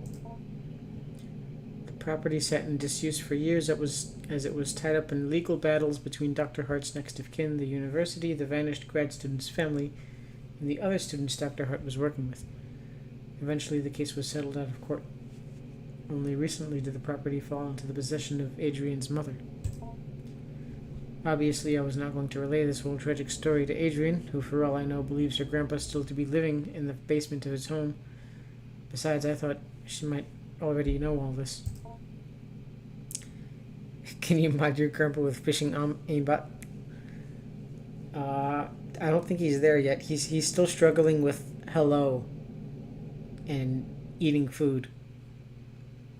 You'll see in a bit. Perhaps the elaborate story she was constructing was her own way of escaping the morbid details of a life, or perhaps lives, cut short by the cruel force of fate and the cynical adults who squabbled in the aftermath. I determined perhaps the storytelling she was and continues to engage in should not be encouraged by me, at least not in the way that I went about before where I made active inquiries into her strange fantasy of a semi-sentient ball of skin. When I saw Adrian, I did not bring up her grandpa or ask questions about his growth. Adrian could not stop talking about it, however. I had no choice but to weather her bizarre and enthusiastic effusions about her new best friend. Adrian, maybe we can talk about something else. I'm not sure I'm following you exactly. He's gotten so big, he has so many whiskers that come out, and I can see them move around when I think about him. I'm not sure what you mean. I'm so happy Grandpa is back. He's so much cooler than Mom and Dad. Once again, for what it's worth, I have put down the story she told me as best as I could. Adrian once again told me about growing her grandpa. Basement time. Wee.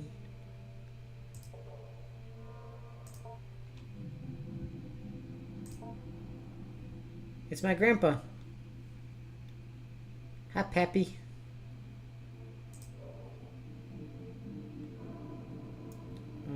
Okay. I gotta feed him 3 things. He's getting a little greedy. I do need to check this out here. You slip the radiographic images you found onto the machine's display. Oh. Propagation number 21, day 19 after dormancy. Anthropoidic vacuum broken. Term at 21 days. Intriguing results with regard to the mimic hypothesis. This isn't Dark Souls 2. Taking a little detour. Pappy wants food. Intriguing results with regard to the mimic hypothesis. A participant entered a sealed chamber adjacent to Whiskers, growth cycle number 21, which had been freed from the anthropoidic vacuum, constructed quite economically from plastic and broken mirrors. The first propagation's original earthenware vacuum was shattered during the move-in. Between the two, there was a semi-opaque glass panel that allowed observation both ways. The human participant was asked to think of something in the popular consciousness, fictional or no, and cogitate on their image, personality, face if possible, voice if possible, etc. Our participant chose Jesus of Nazareth, and with weekly repeated exposures to the participant's imaginings, propagation number 21 began forming what resembled an anthropoid Nazarene in the fold of its spines. Previous human-oriented tests have always brought out a result that Whiskers would form an anthropoid team member, be it me or Dr. Hart or Gerald, and we assumed it was merely mimicking one of us. Dr. Hart is always contented with its desirous yield, or the anthropoid reproduction Whiskers creates when in contact with human beings. It has always been based on the conception that in relation to the person through someone else. With this framework, the desirous yield is not actually a replica of a person, or if it is only a replica of the fiction of a person generated in the mind of another. This desirous yield was not Jesus Christ, but the participant's image of Jesus assembled from their religious upbringing, religious artwork, depictions in popular culture, etc. The radiograph was taken right before the destruction of the growth cycle, while Whiskers was rendered unconscious via fumigation. It seems like with every successive propagation, the stem cells in the organism work a little faster. But I'm not paranoid. It's technically deathless, yet... Yes, but we're burning up whatever knowledge it's gained when we incinerate it. I don't believe in magic just yet. Damn.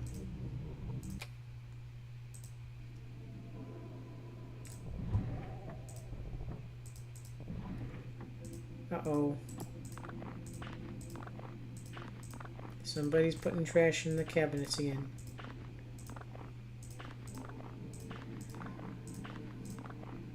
Yeah, a whole lot of big words. Sounds like magic to me, mister. Nothing in here?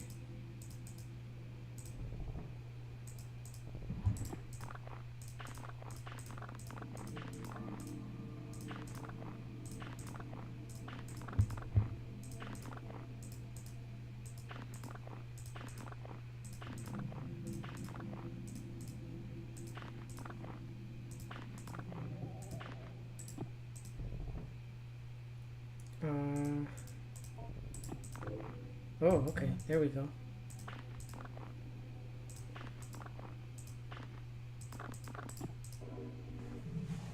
A set of procedures regarding disposal and internment. The researcher will seal off the enclosure bars, ensuring minimal gas leakage. Allow at least 48 hours of time where the current growth cycle experiences no human-related stimuli. Do not enter the enclosure area. Blah, blah, blah. Researcher will use the vent system if you can. Okay, so they put it to sleep with gas. Re-enter the enclosure area. Warning: you're assigned mirror masks and aprons. The organism may or may not be in complete dormancy. If it is not in full dormancy, be assured that its capacity to act against you will likely be greatly diminished. With your assigned power drills, quickly remove any enclosure bars needed to access the organism. Put them aside for later reinstallation. Put the organism into the burn barrel. Incinerate the organism thoroughly. Wait for any smoke to be properly cleared by the fan system. Turn off the fans. One researcher will retrieve the nucleus from the ash and place it in the mirrored box. The other researcher will sift through the ash and place any other substantial remains in the biohazard bin in the room outside of the enclosed area. The bin is locked for safety purposes. The code is 323245.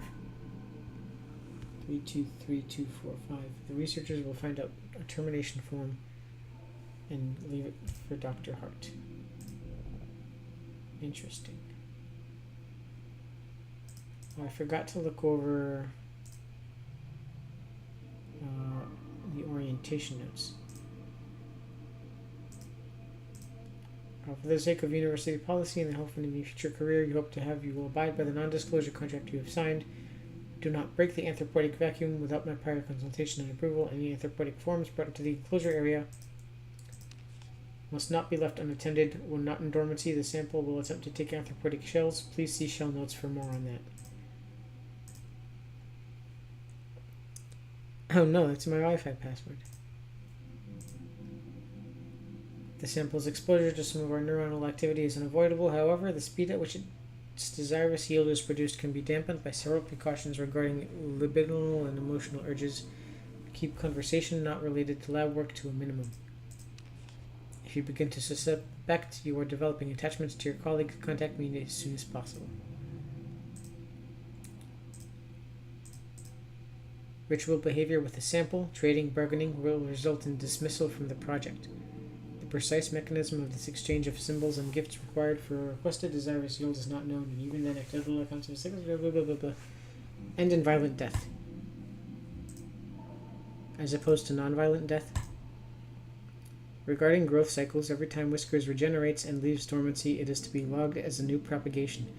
The sample's bodily existence cannot be part of a come from the whole. Propagations are to be terminated after 5 weeks. Okay. Well, let's see if there's any new food in the kitchen for Gramps. Oh, boy. That looks delicious. A pear and a strawberry.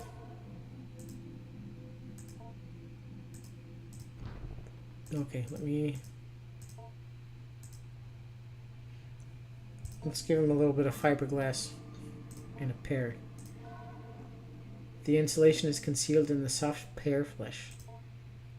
Not entirely sure how they manage that. Okay. That's all I can do for now. Alright, Gramps. Feeding time. Actually, hold on. Wait a minute. Okay, I'll feed him the pear and then I'll go look around a bit. Because there's still some stuff,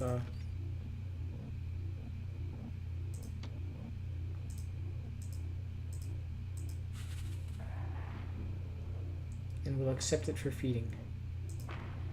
Yay.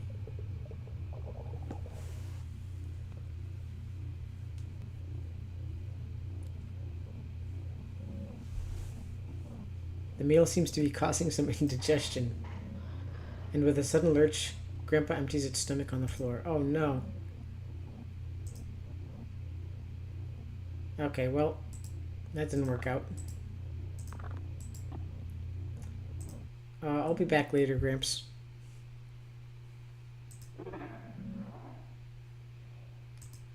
Sorry, Pappy. It dejectedly locomotes back to its favorite corner. Okay, well...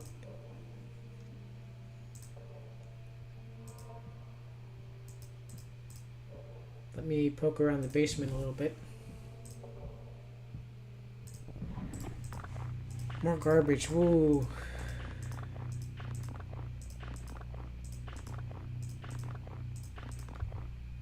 I need more vocabulary cards.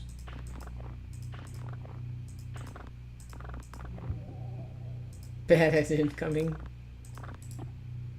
We will see.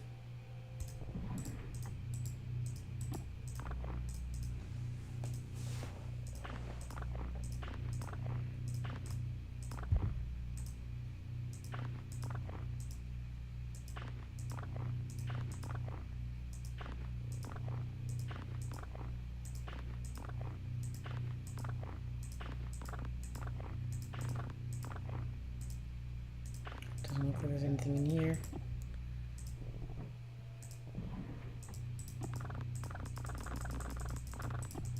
How do I can't try and open this thing? Nope, okay. Maybe I need a key.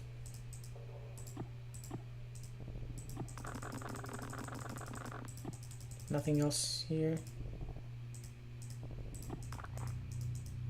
More trash.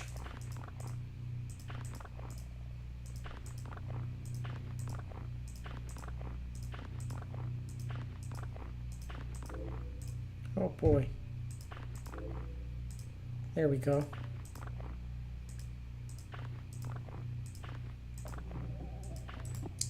What do I get? Potato. And life. Okay.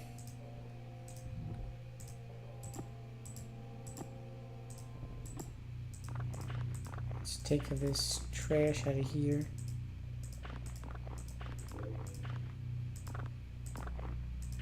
There's another vocab card.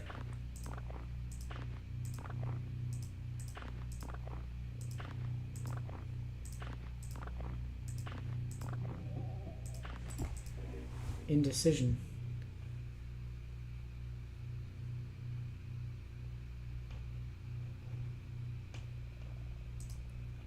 Literally rather scrounge around in trash instead of play Dark Souls 2.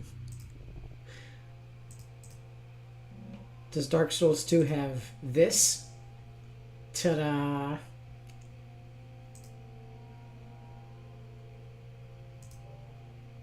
It probably does, actually.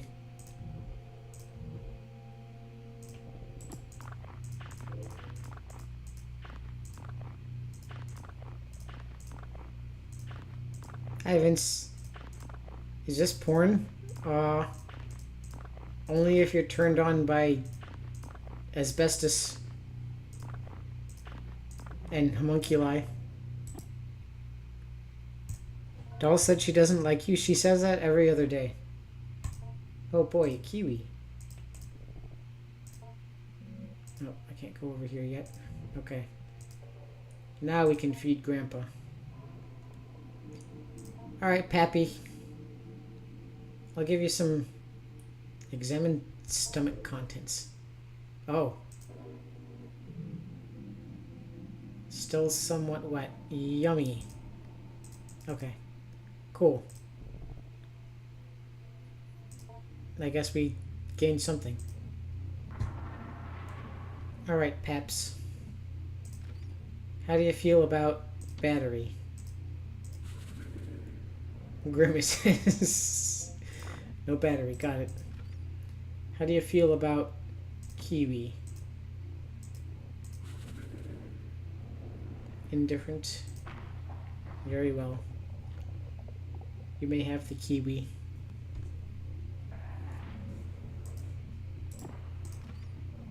How do you feel about potato? There you go. Nice and nutritious.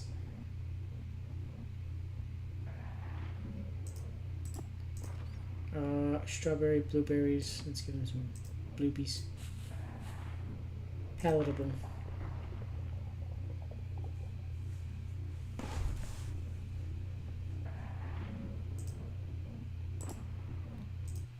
There you go. Nice and fed.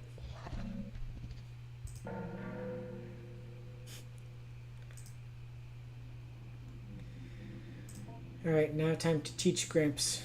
Oh, look, he's happy. That's nice. Teach life.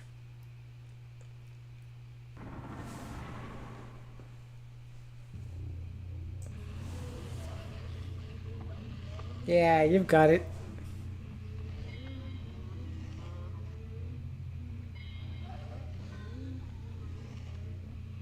Almost there. Who's a good homunculus? You are.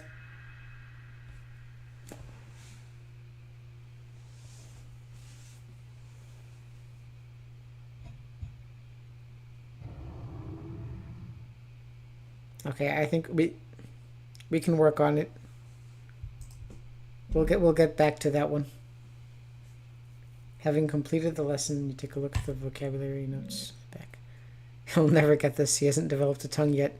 Give him time. Don't rush him. At week 3 of growth number 24, Whiskers appeared to recall some information from a previous growth cycle. We cannot be sure that this was really the case. For all we know, what we interpreted as it recollecting this information was really it drawing semantic content from one of our recollections of it and redeploying it without rationality or contextualization. Oh. Hi, Ma. When Ven stimulates the bulbs, true. For the sake of our safety and for the sake of scientific inquiry, we are attempting to draw out from Whiskers whether it somehow retains knowledge from the previous cycles in its morpholactic nucleus. We did not think it was possible in the nucleus. We did not think it was possible the nucleus, though complex and incredible in its regenerative abilities, was capable of this, and that the nerve network that grew from it made up the base of Whisker's mind. And so we are now attempting to ask Whiskers as best we can if it has ever died, or what it might remember if it did. Oh.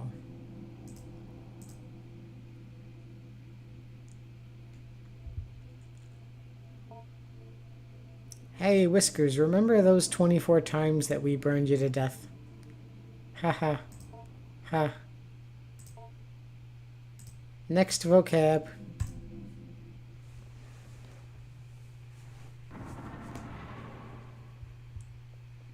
What are you guys doing in my chat? What are you spamming over there? Goofballs. Don't be a bad example for Grandpa.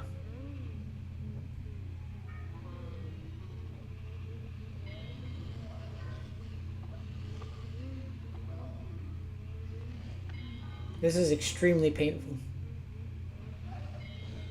This is not fun in any way.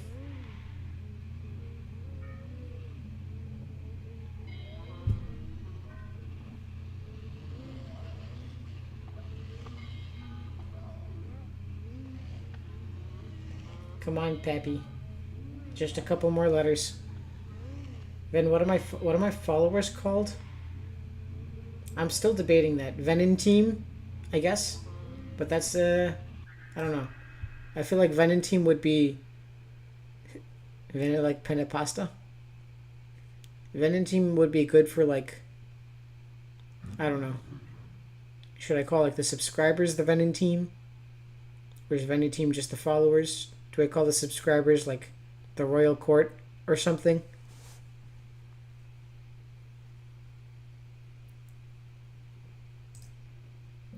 Good job, Pappy. We are introducing the latest growth of Whiskers to more subtle social cues and testing its ability to judge mental states of participants in conversation. The semantic content that flows to Whiskers via its psi field is still becoming muddled and slipped without distinction into conversation, although our intention of instilling it into a solid theory of mind will perhaps make it begin to understand that we do not know what it knows or what we are without our control sending to it. Penis pasta, no thank you. One would think a theory of mind seems to develop as part of its maturation process. In order to hunt sapient beings, it must be able to deceive them. In order to deceive it, it must be able to make certain metacognitive judgments. For example, if the deception appears to be working or how not to be deceived. We may never see it develop a theory of mind anytime soon, as Dr. Hart has disallowed a cycle of Whiskers growth to live into the beginnings of maturity. Call them the bro army? I am not doing that. I would rather log off forever.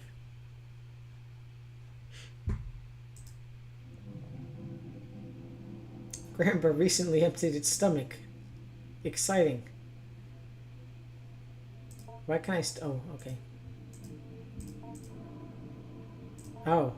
Oh. In case I need to start over? That's weird.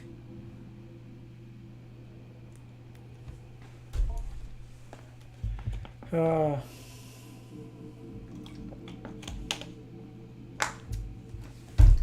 right. Let's do maybe one more week. Kill? What are you talking about? Oh, did you? Oh, god damn it. I forgot the thing again. I had it open yesterday. I had it open and ready yesterday for the stream that didn't work. What the hell is it called again? It's this thing. Hold on.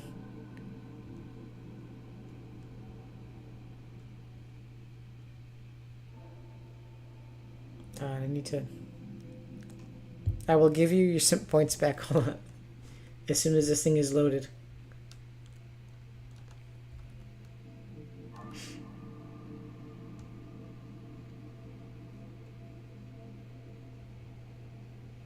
Okay, this thing's going to take a while. Let me refund this in the meantime. Oh, I have to go to... Hold on. Manage reward requests. Why is there a Dorito emoji? For what purpose?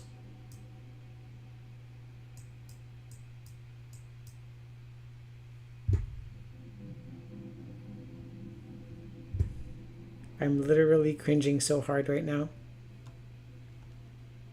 Cringe.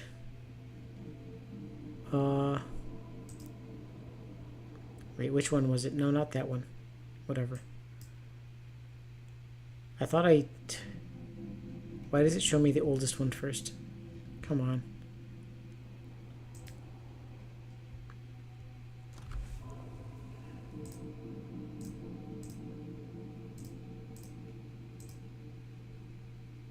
I do not have cheese touch. I have not touched a cheese recently. Alright, let me complete these requests. Let me reject these requests so that they will refund. Okay. I think I don't know if I did that right. Don't update. Don't do it. Okay, log in.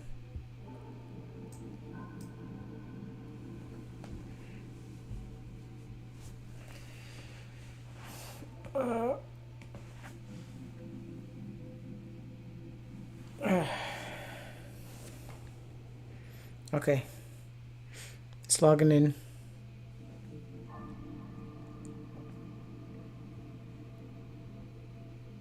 Almost there.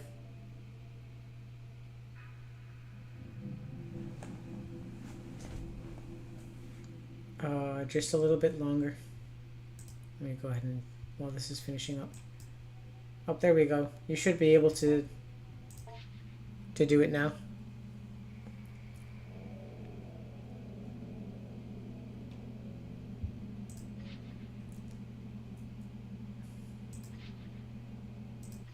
All right.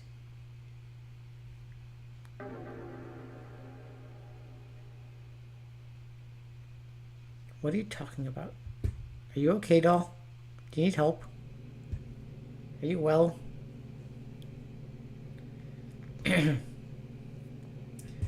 The time I have to spend compiling an evaluation on Adrian is almost up, and I still can't say what to make of her changes in mood. It is of course the case that children of Adrian's age are nowhere near finished learning and growing. I may have to simply be happy that Adrian was able to improve her attitude. However, something in the odd and occasionally grotesque stories she continues to bring up to me still strike me as meaningful. How has your week been, Adrian? Grandpa is almost ready. He's almost finished. Well, sort of. He's almost as big as his shell now. He has a face and he can talk pretty well and almost has legs. I see. As before, I have put down the story she told me as best as I could. Once again, Adrian told me about growing her grandpa. Alright. Let me clean up some of this trash first.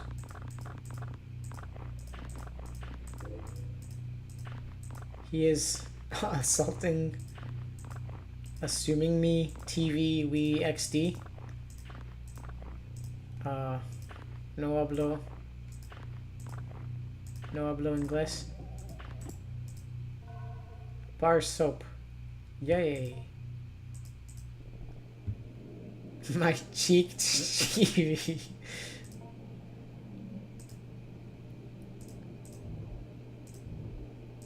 I don't know how to help you.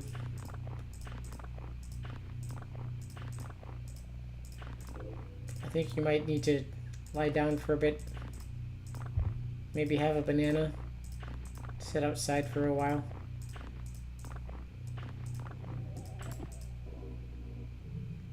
Okay. Feed Grandpa the soap, I will consider it.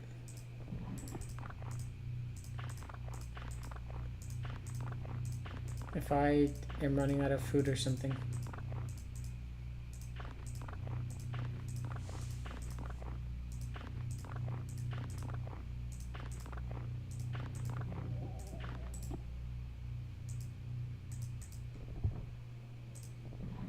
Oh, you try the safe lock with a key you found. And it pops open. A photo of your mother as a young woman. The recognition of this face kicks off a cascade of emotion and meaning deep within your psyche.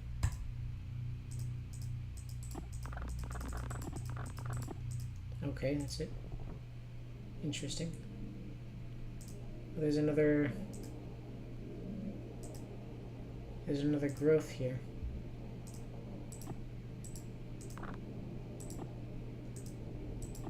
Nothing new on the painting.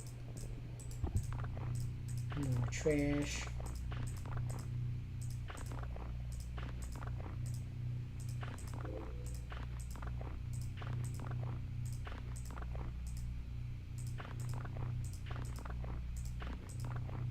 What is this? My simp points. Did it not refund you? It should have. Flatbread, yay. He keeps taking my phone. Mitch, be nice.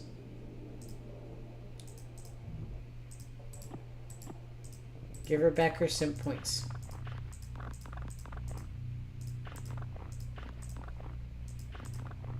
She works hard for those.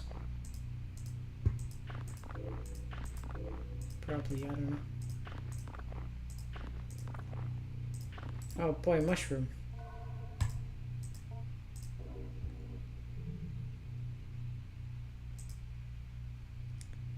Maybe if you feed grunts something gross to vomit up something, you can... I was thinking the same thing. I might have to feed him those batteries today.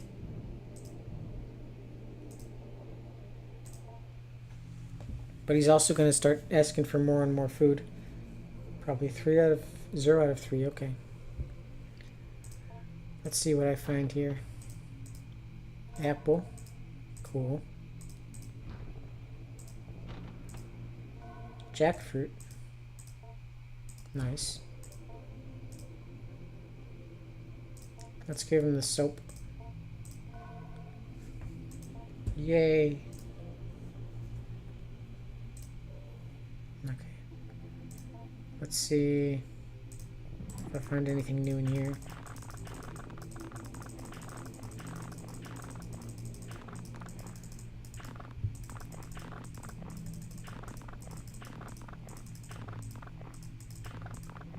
Stop casting spells in my chat.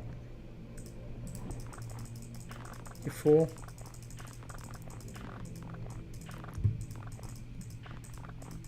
You're setting a bad example for Grandpa. He's gonna start speaking gibberish.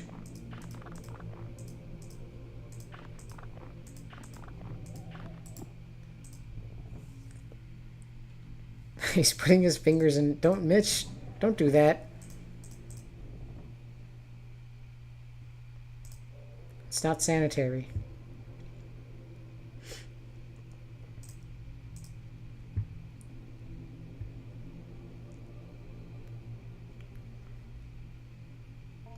My nose. That's still not sanitary. Go wash your hands, Stinky. Alright. Oh, look at him. He's a shape. Well, that's still there. Alright. Pops. He's hitting me my domestic abuse in my chat. Really?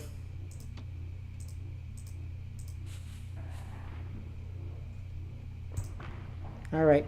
There you go, Gramps. Will he eat the soap?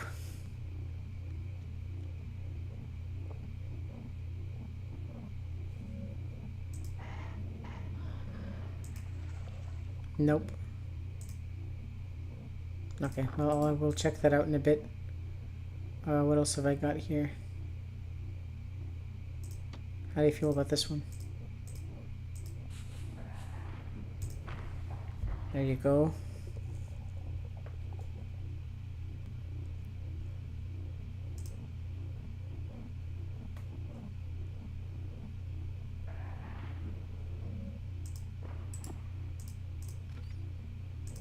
Mushroom.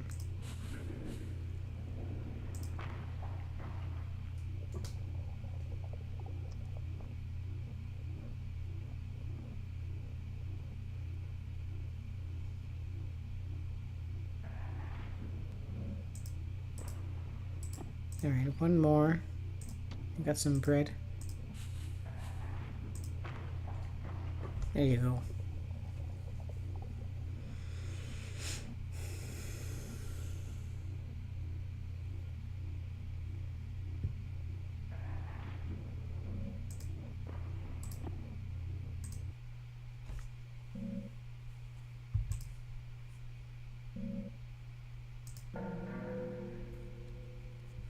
Yay.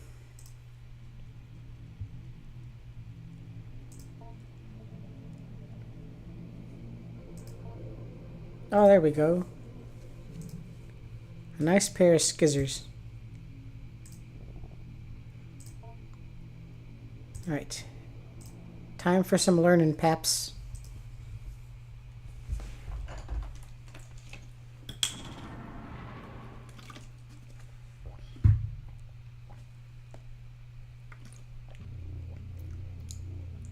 You should stop letting him hit you, I think. Get good.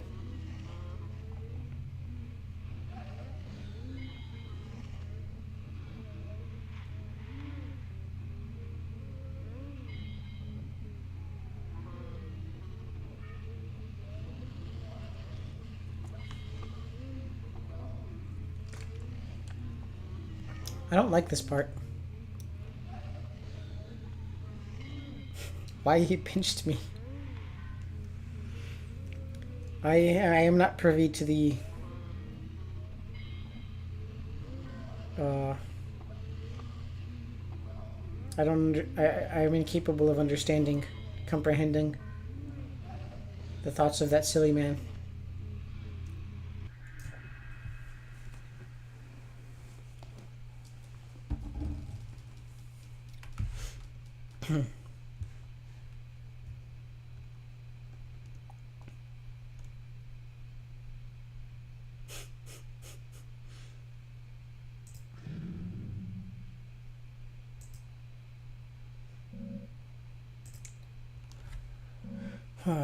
We further delve into abstraction with Whiskers, partially or perhaps for the most part for the purpose of determining the origin of its recollections that precede its death. Dr. Hart has begun to theorize that in the process of death, the structure of Whiskers is compressed back into the morpholactic nucleus, and then later, upon re-establishing the nerve netting that is laced through its spines, it is slowly reassembled and redeployed as needed. I do not think this is the case, for I can plainly see that the growth cycles in which Whiskers is not receiving a pronunciation and vocabulary lessons, that its capacity general for comprehending its environment is greatly diminished. And in the simulated conversations we carry out, Whiskers struggles greatly or else does not participate. In any case, we will press on with our lessons and heed Dr. Hart's caution regarding terminating the growth cycle before Whiskers' allotted growth time passes, or it appears to be becoming just a little too competent at appearing human.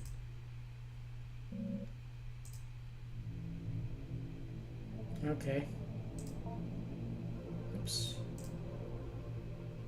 We've got one more word for Grandpa, but before that,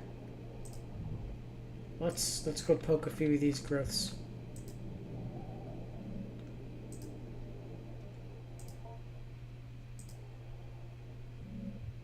Peer into the small opening created by your incision.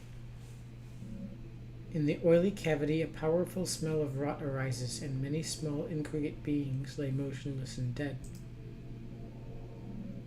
However, you just barely hear the near silent slithering of something, or maybe it's just your imagination. Oh, I don't like this. Ew. Ew. Yeah, they're all squishy.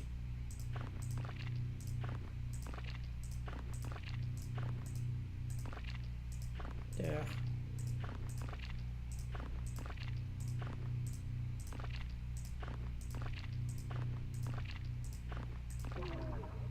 Oh, hi.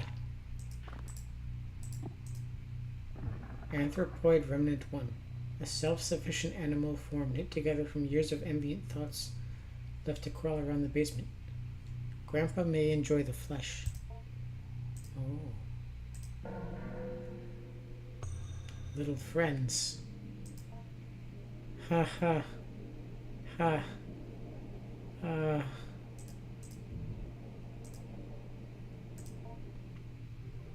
Okay, well, I'll save that for next week. I've already fed him for this week.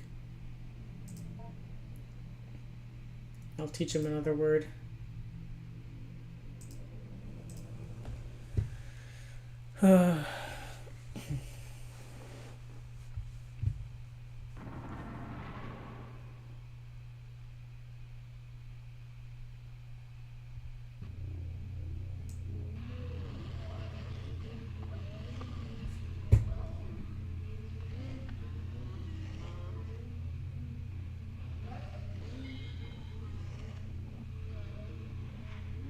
You can have a little flesh as a treat. The game is growing your grandpa.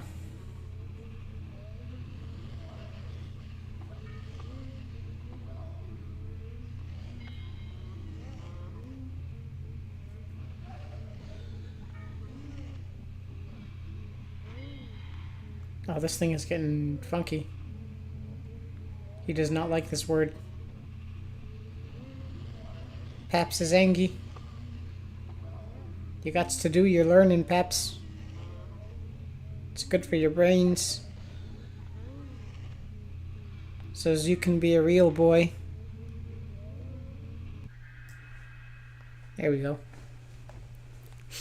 I knew you could do it.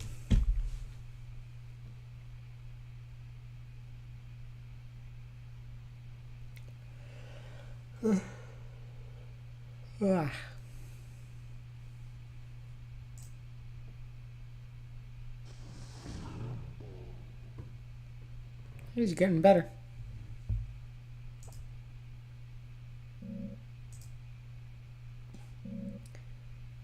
There appears to be nothing written here.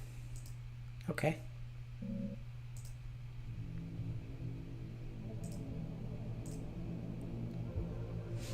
Well, that'll do for this week. Should I just feed him some flesh and see what happens?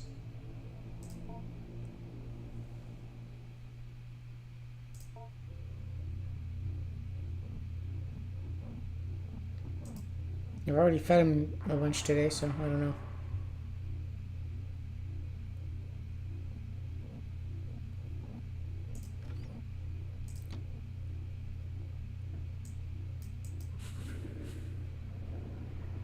Oh yeah, he's excited. There you go, Paps. Nice little steak.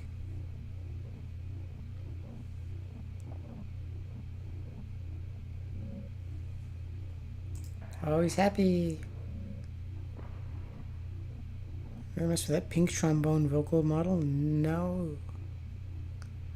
Your offering of flesh stirs something within Grandpa. Within the folds of its body, a wiry, proboscis-like appendage begins to emerge. Oh. It may be worth taking a look at. New conversation. Proboscis.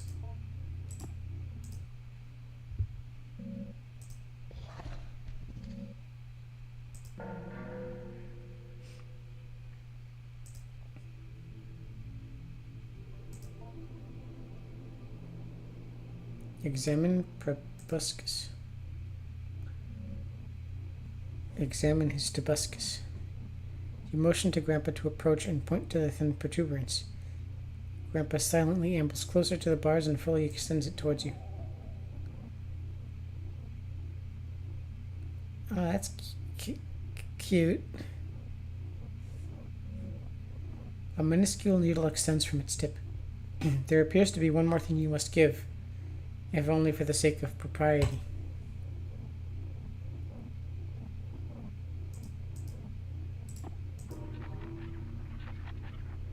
Aww. That's nice. Ouchies.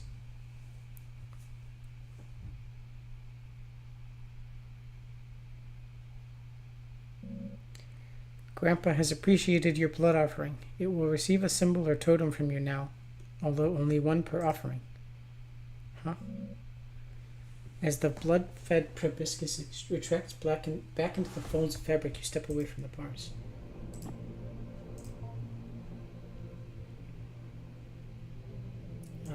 Okay. Time for communication.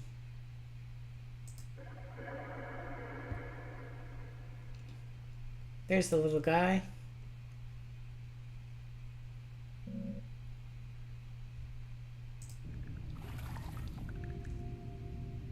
Oh, he's a little bigger than last time. How nice. Maybe he can say a little more.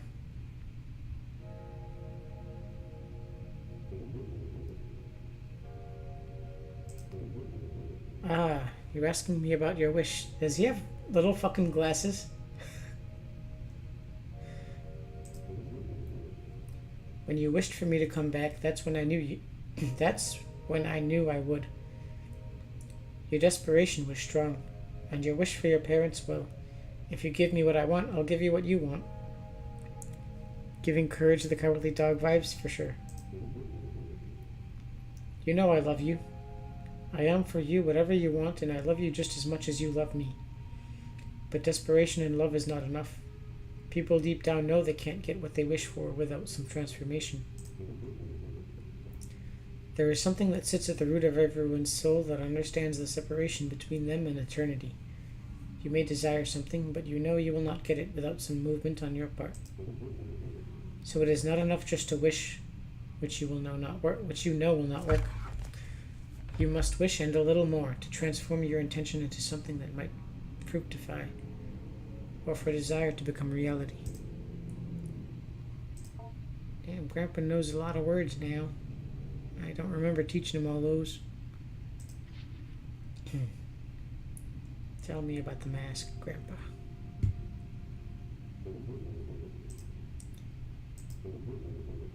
You're asking me about my shell.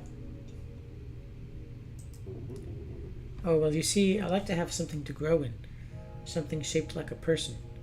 It just helps to have something surrounding me when I don't have skin. My whiskers do the growing.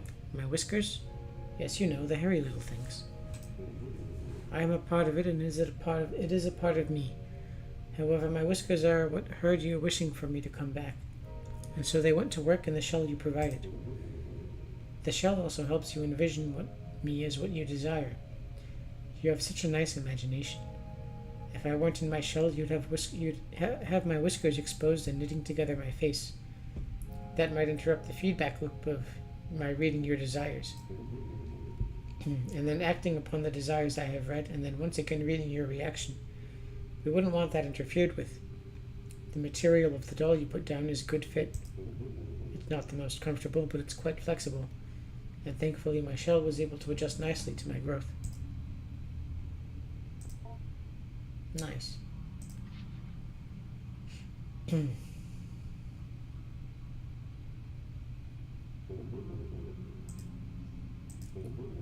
You're asking me about the medical waste bin.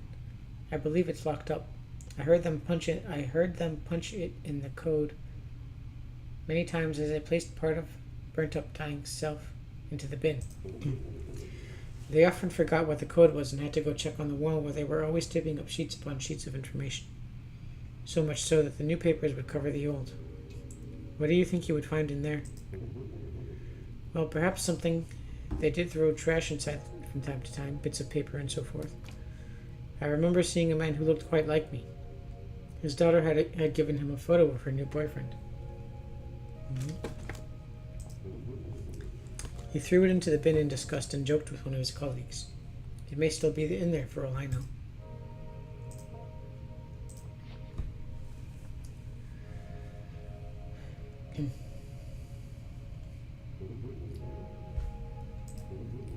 You're asking me about language? Well, the more you taught me, the more I was able to learn myself by hearing what you're thinking and saying. A week ago I could speak a little bit, but I was less of what you imagined me to be, and not quite the talker I am at the moment. Part of what I am saying is, of course, made up of what you expect me to say. I think I am very comfortable being open and honest with you because I am your grandpa, and I love you, and certainly that makes up part of what I am. However, there is a part of me deeper down, the thing that created me maybe, that undying nucleus. It is answering for me as well, and is unaffected by whoever I might shape what I become with their thoughts. What the fuck are them little guys?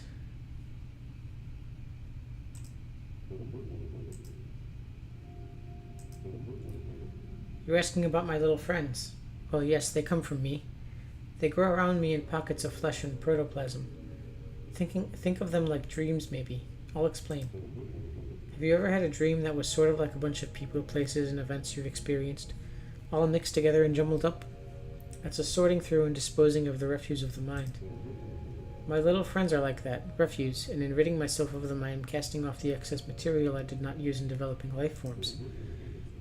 Anyone who comes close to me, well, they are my eyes, my nose, and my skin. Their thoughts become mine and shape what I make. However, when I was alone for so long, I didn't have a lot of people near me. What you are thinking and expecting of me is shaping what I'm saying, how I'm saying it. Do you understand? And so because I did not have enough input from my surroundings in order to put the material to use, the material falls off my body, crawls away, and usually dies. I am able to make the most of my material when someone is looking right at me, projecting who I will be, like you are now. What you are thinking and expecting of me is shaping what I'm saying, how I'm saying it. Do you understand?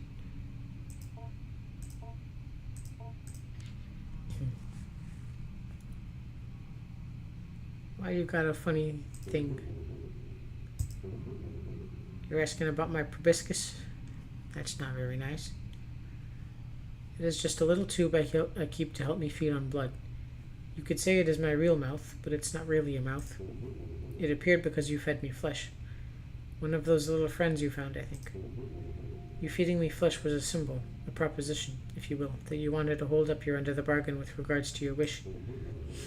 If someone is willing to hold up their end of the bargain and let me feed on them with my proboscis, then they can move on to the next step of the agreement, providing me symbolic instructions. I hope that helps clear things up. Oh, you have another question? Do I like the blood? Well, my whiskers, I believe they like the blood and the flesh. It's strange. They are me, and yet they are not me. I am bound to them. They control me, and technically, yes, they did make me. However, you were the one who really grew me. In some ways, those whiskers, they are me, or a part of myself, or I am a part of it. That part is much more animal-like. Whatever might happen, know that I will always love you, and because it controls me, I might not be able to act how I would like, even if I do love you. Okay, Pappy, bye-bye.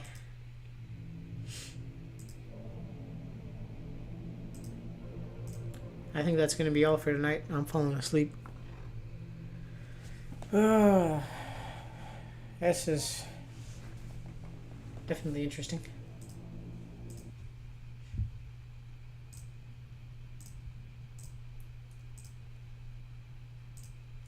Hold on to this note.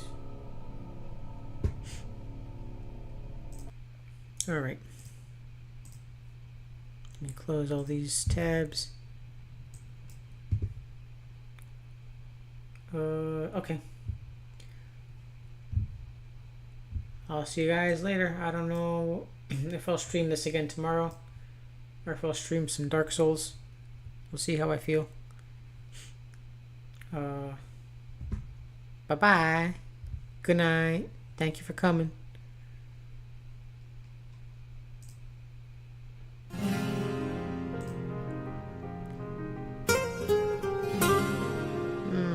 Asbestos.